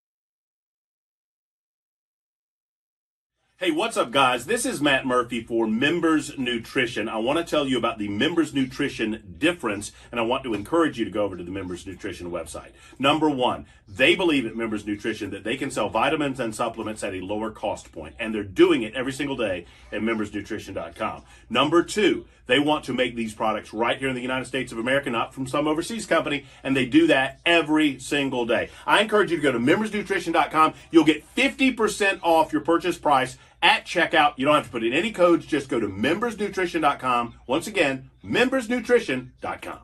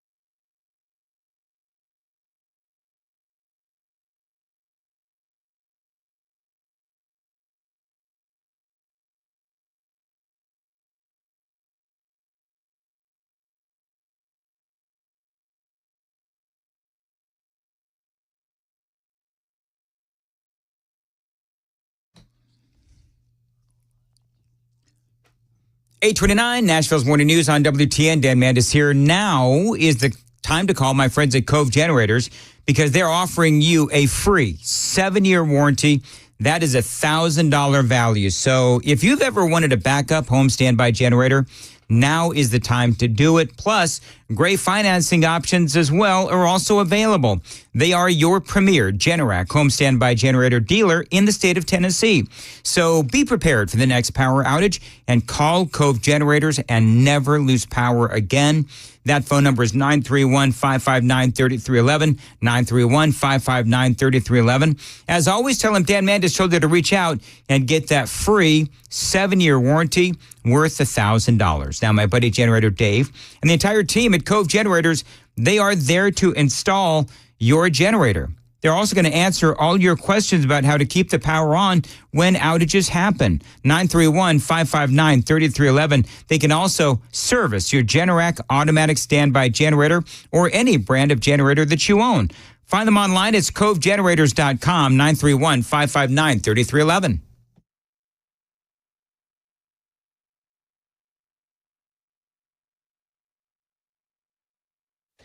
.831, I'm Jeff Malinoff with your top stories. Cloudy, 66 degrees. Expect the gloomy clouds throughout the day. That full forecast and traffic in a few minutes. As the U.S.-China relationship is still trying to stabilize, China test fires an intercontinental ballistic missile into the Pacific. More from ABC's Tom Rivers. China announced it test-fired an intercontinental ballistic missile into the Pacific Ocean for the first time since 1980. In a short statement Wednesday morning, the Chinese Defense Ministry said that the PLA rocket force fired an ICBM carrying a dummy warhead that, quote, accurately landed in a predetermined sea area and that it notified relevant countries in advance. They claimed that the missile launch was part of a routine annual training and not directed at any one country or target. Carson Yu, ABC News, Hong Kong. Election 2024 news. Galen Druk of 538 talks about some Democrats in their own elections trying to create space between them and the Democratic nominee for president, Kamala Harris. You might not even see some of these endangered Democrats campaigning with Harris out on the trail because they want to create that gap in perception. They want to say, yeah, you know, I'm a Democrat, but I'm not that kind of Democrat. I'm a Democrat you can trust. Druk also reported new polling showing Montana, Ohio, and West Virginia providing the clearest path for Republicans to retake control of the U.S. Senate this November. Market Numbers Report brought to you by Beacon Capital Management online at beaconcm.com. The bell just rang, and right now all three are looking, if it loads, right now we're going to get, all three are looking up right now. Dow, S&P 500, and NASDAQ are all up at the moment. That's the latest news. Traffic and weather is next. I'm Jeff Malinoff, WTN News. Thank you, Jeff. 8:33 on Nashville's Morning News on Super Talk 99.7 at WTN. I would never admit to being a midnight toker, but I will admit to drinking Space Cowboy coffee. Dan Mandis here. I can tell you that as a guy who does get up very early in the morning, that first cup of coffee is critical to waking up and feeling great. Now, I've tried all kinds of coffees over the years, and these days I've discovered Space Cowboy coffee. This is incredible, rich-tasting coffee with signature blends from around the world. Now, if you're a coffee snob like I am, give Space Cowboy coffee a try. Their blends and single-origin coffees are as unique as their name. Now, if this is the first time that you've heard of Space Cowboy coffee, it's not going to be the last. If it's a new company based here in Nashville, I've been trying all their different brews, and yes, Space Cowboy Coffee, they are amazing. So check them out online, spacecowboycoffee.com, and use promo code Dan. Get 10% off that first purchase. You spend $50 or more, and you get free shipping. Now remember, that's promo code Dan to save some money and get some of the best coffee that Nashville has to offer. You try them in pods, whole bean, or ground. Space Cowboy Coffee is my new favorite wake-up call. Find them online, spacecowboycoffee.com.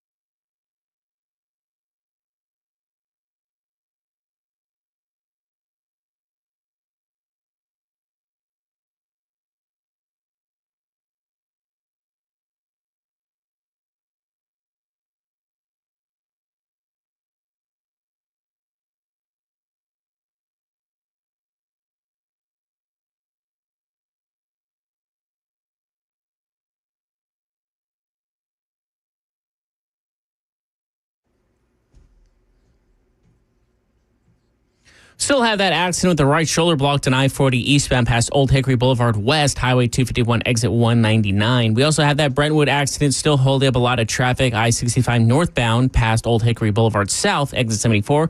We also have another crash with the right shoulder blocked on I-24 eastbound at I-440, exit 53. This is Jeff Malinoff. Traffic every 10 minutes, every morning on Super Talk 99.7 WTN. Hey, it's Dan Mandis, and I am so glad that California Closets has fixed my closet catastrophe. After exact measuring and planning, they came over and got to work. Yeah, once it was all plotted out on their 3D CAD system, the pieces are measured, cut, and precisely installed into my space. It was clean, fast, and professional, and above all, my new closets look and function great. Now, this was my dormer, and now this is my new dormer thanks to California Closets. Look at all of this added space for shirts and shoes, you name it, and it is cut so precisely, simply amazing. And my old closet that has now been reborn as the ultimate in style and functionability, making the best use of the space that I had. They can work on just about anything: bedrooms, garages, home offices, closets, pantries, and so much more. Find them online, CaliforniaClosets.com, and see what they can do for you. You can schedule a free design consultation. Mention my name, CaliforniaClosets.com.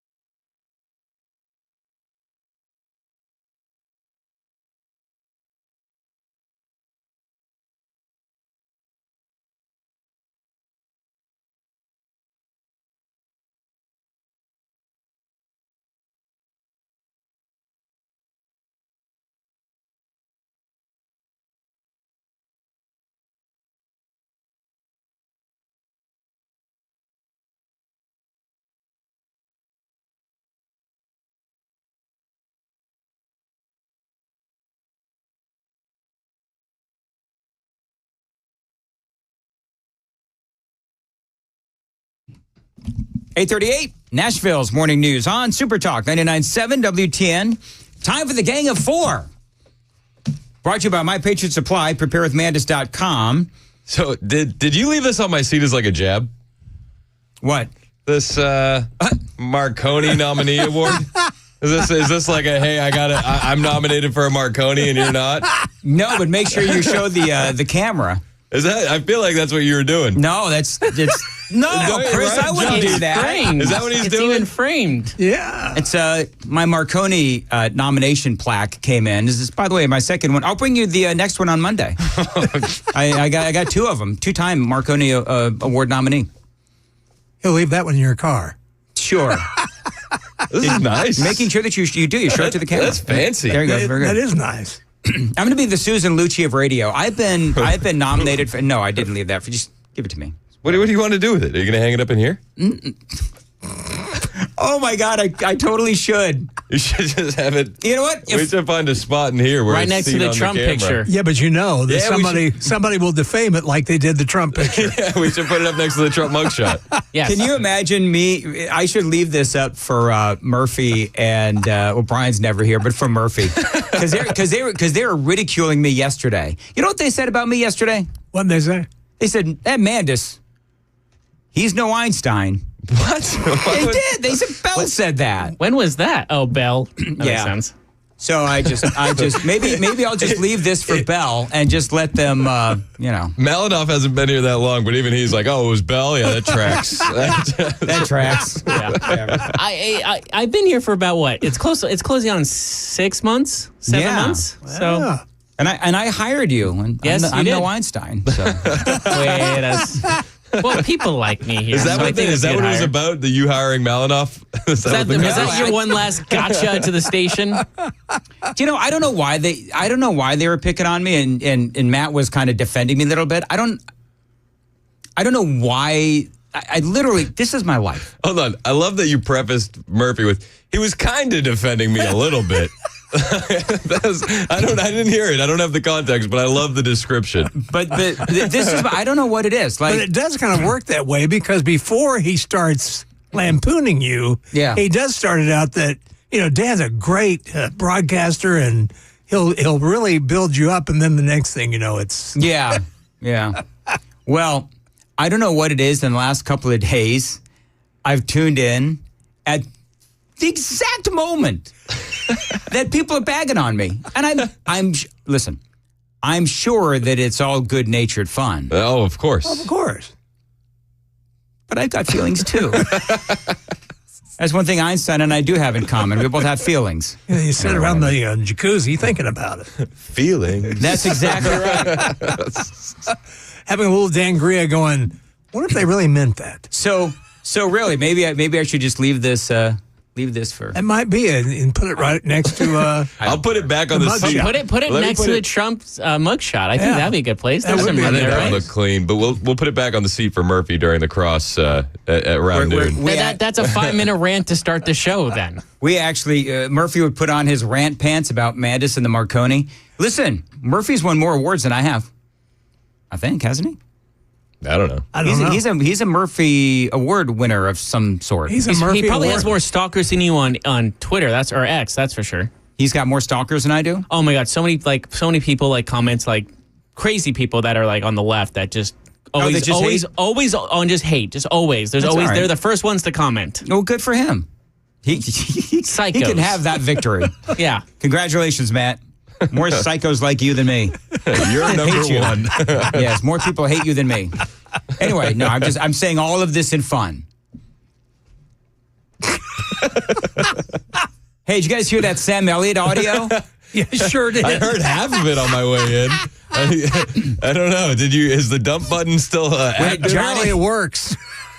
We know the delay works. Ladies and gentlemen, Sam Elliott. I can't believe we're having this conversation again. Me either. So here we go. You know who the candidates are. You know what's at stake.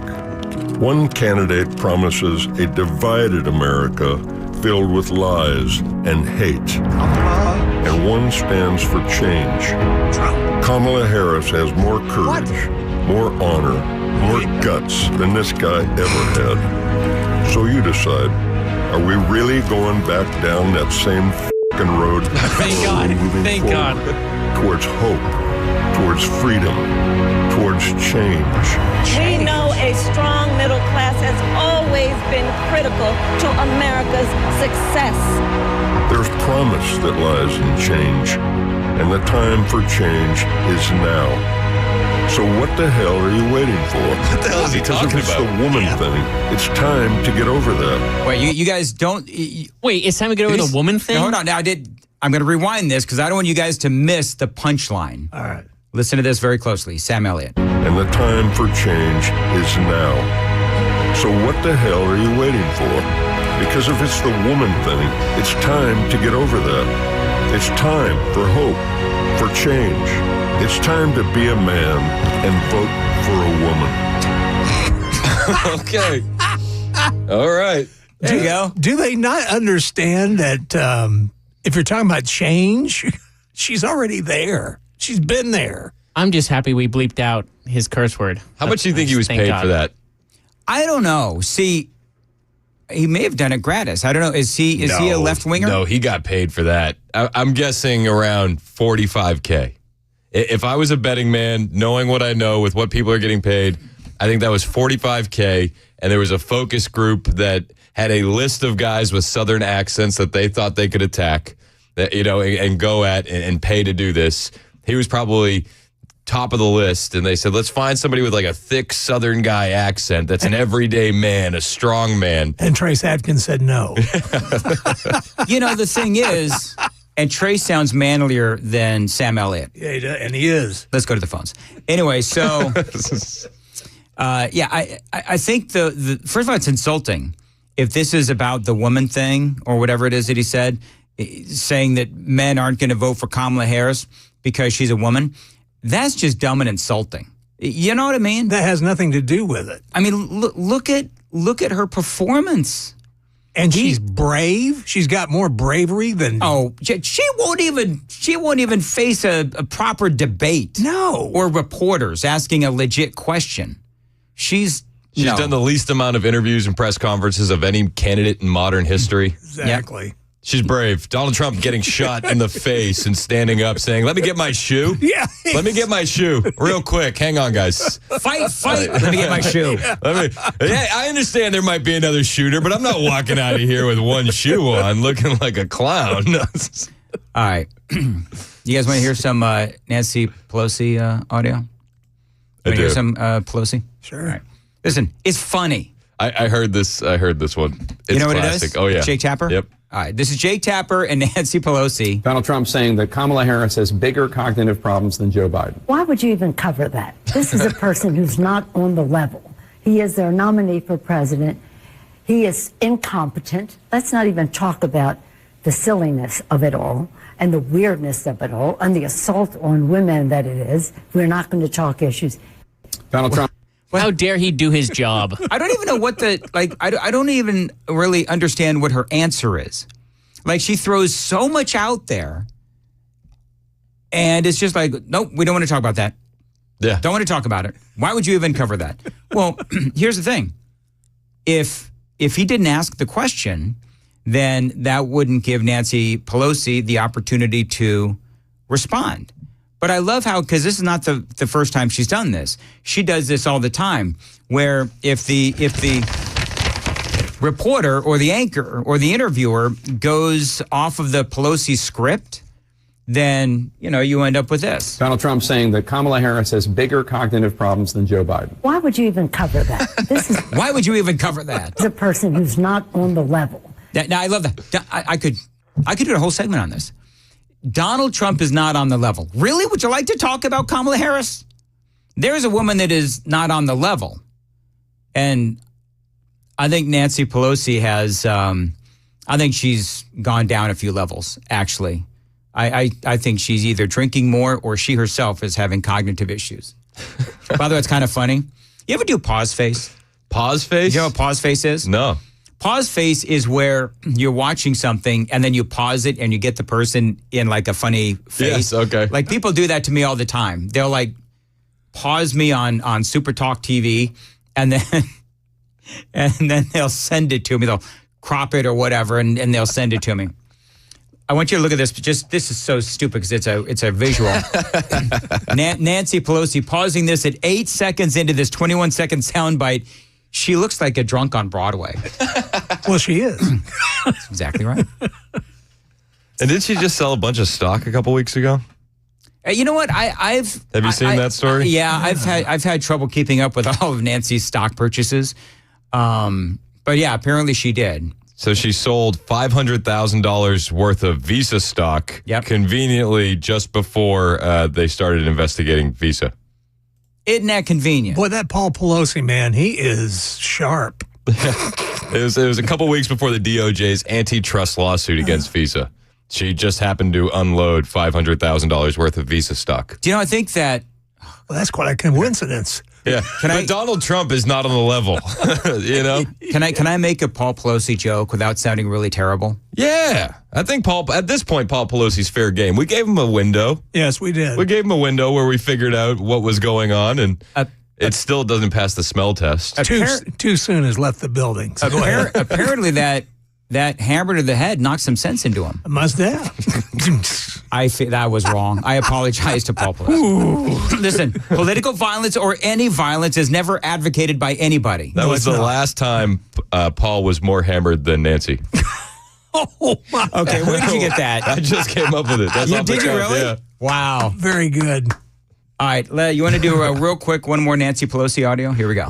Do you think she needs to be presenting more meat on the bones of... I get that she's from a middle-class family. It's great. And I get that she feels people's pains. Great. But what about, like, here are the 5 things I'm going to do directly for you? Does she need to be doing more of that? Well, she'll be doing some of that tomorrow once she'll put forth her economic plan. She's been running for months now. Yes. Oh, she'll be doing that tomorrow. But people like to have a connection to whoever is running for office, that they share their experience, that they understand their lives. And I think that's what she is establishing. Yeah, she's definitely establishing a connection, right? She's establishing something. She's as middle class as they come. Kamala Harris. Yep. I can't. It just blows my mind that that's her angle. Oh yeah, that's her flex. Yep. As you would say. Strange flex. Weird flex, yeah. Yep. All right. Very good. Middle class Kamala. Hey, what's coming up? On the show today, I love the new nickname that Trump has for Kamala, the tax queen. So we'll bring that audio from Georgia. Trump was on fire in Georgia last night. Plus, we'll talk about the assassination attempts. I heard you talking about it. I do feel like we need to take all the Iran stuff with a grain of salt. Does Iran have reasons to go against Donald Trump? Absolutely. But it seems to me like the mainstream media is absolutely jumping over themselves to say Iran, and we're not looking into the Ukraine connection at all. The reason why I think it's, and this is legit, reason I always jump on Iran is because Biden is funding Iran. And so you can connect all of these different stories. Great audio. I didn't play it.